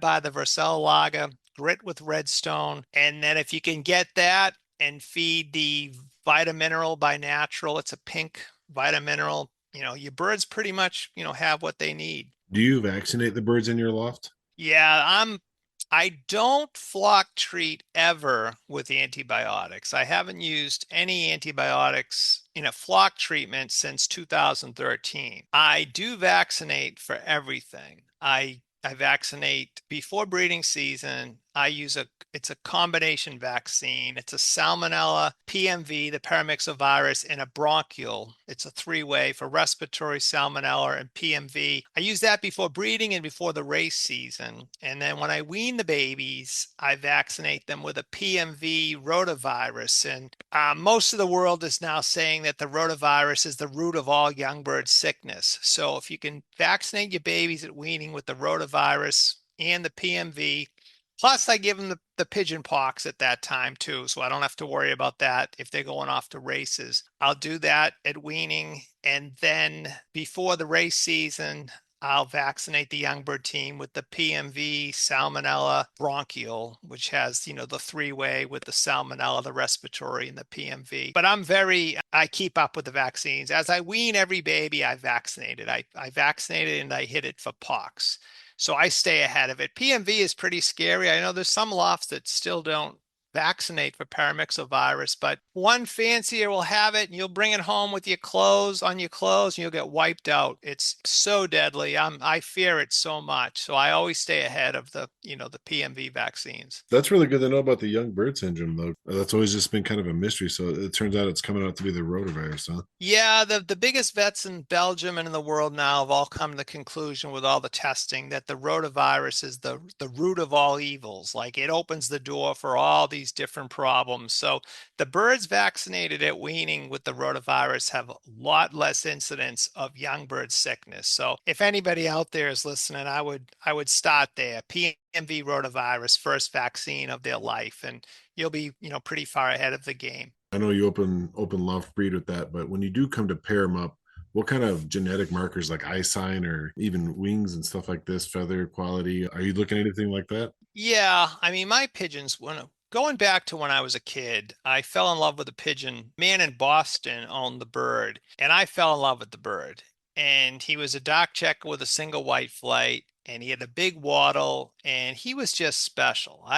So I saw the bird about a year before my father bought the bird, and my father said, "We'll wait right until before Christmas, and then we'll offer him $100. Maybe he'll sell the bird." So this was in 1977, before Christmas of 77. My father offered him 100. He sold the bird, and then my fortunes changed. I turned 16 the following year, and that bird's children, grandchildren, they won everything in sight. Now, the difference with his babies were they had super feather quality. I mean, amazing, soft, silky feather. Like you just touched them. They were so different with the feather. And they never gained an ounce of weight. They felt weightless. They had meat on them, but they handled corky, almost like an empty Coke can. They were just so light and buoyant. So then, because of him, I won with his children, his grandchildren, and so on. I started selecting as a kid pigeons for that type. Super, super feather and super lightweight. And boy, it makes the game a lot easier. So my pigeons in general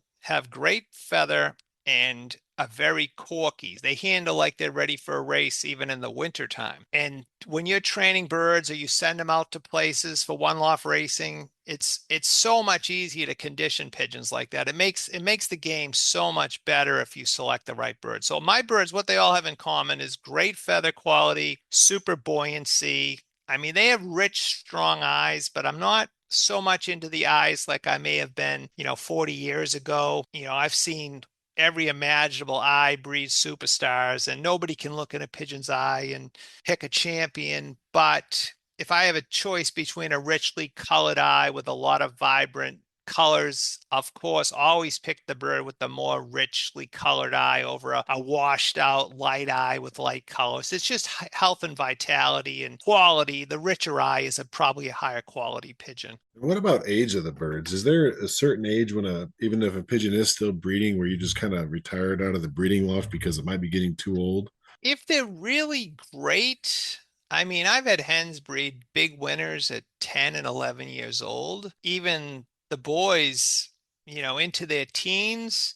So I think if they're great, I would keep breeding them. If they're, pretty good, I always tend to look for younger breeders after 6 or 7 years. Sometimes I'll even sell some top breeding pigeons because I'm just going to move on from them and try something younger. But the real superstars can breed excellent babies for a long time. And I've been a big advocate of if you're breeding from, say, a 10-year-old hen, 11-year-old hen, put her on the male should be a much younger bird. So he can offer more vitality for feeding the babies and all that. But when you're dealing with older pigeons, especially older hens, they've been exposed to everything in their lifetime. They've seen every disease, every parasite, you name it. So when they pass that immunity in the egg and in the milk, that baby is going to be at a bit of an advantage because the parent has so many different exposures to things over its lifetime. So I think in some cases, the older pigeons will pass a really good immune system to a baby over a year-old pigeon that's never been exposed to a thing in its life. So, it all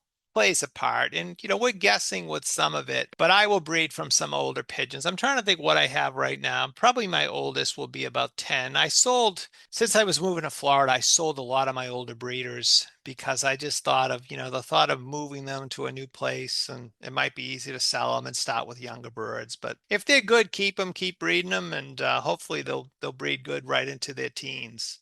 You see a lot of people asking you questions. What do you think the most common mistake people are making when it comes to trying to breed a good racing pigeon? See, I think I used to say when I was a kid and all through the years, you win your races and you breed your superstars by the care you give the pigeons.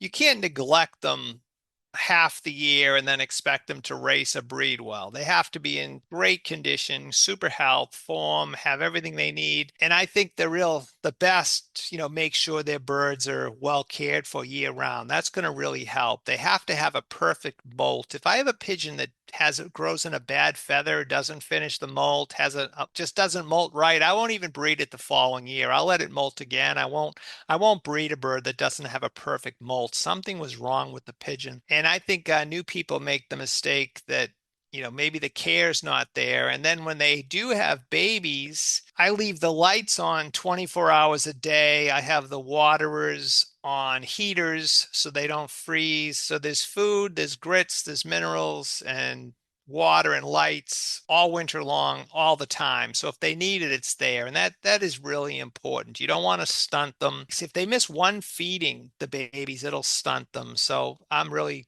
worried about that. And people will make a mistake with that. They'll miss a feeding, or they'll feed them in the mornings and not get back that evening when they're raising babies. So it's better to have feeders in the sections with feed in them, and you won't have to stress about it. But that's a mistake fanciers make, is they get distracted and they'll miss a feed, or maybe not care for the birds as well as they should over a short period of time, and it does set the pigeons back. Yeah, well, that's great advice. Well, we're coming up against the clock here. Kind of like we were talking about earlier. If you guys start off with good pigeons and you only got good pigeons in your loft, then A lot of the trials and everything will be a lot easier for you. And you can check out his website at Best Pigeons, that's plural with an S, bestpigeons.com. That's an auction site for some of the best racing pigeons you can get. His website is at McLaughlinLofts.com. And you can just search McLaughlin Lofts on YouTube. Frank has a ton of videos out there covering all kinds of different aspects. So check that out for more information there. But thanks for coming on, Frank, and talking with us today. I really appreciate you having me, and hopefully we can do it again soon. Absolutely. Thank you. Thank you.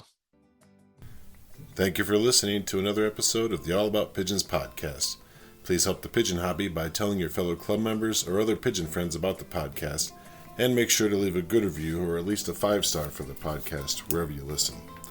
If you have a topic or a person you want to hear more about on the podcast, or if you yourself would like to be a guest, just send an email to allaboutpigeonspodcast@gmail.com.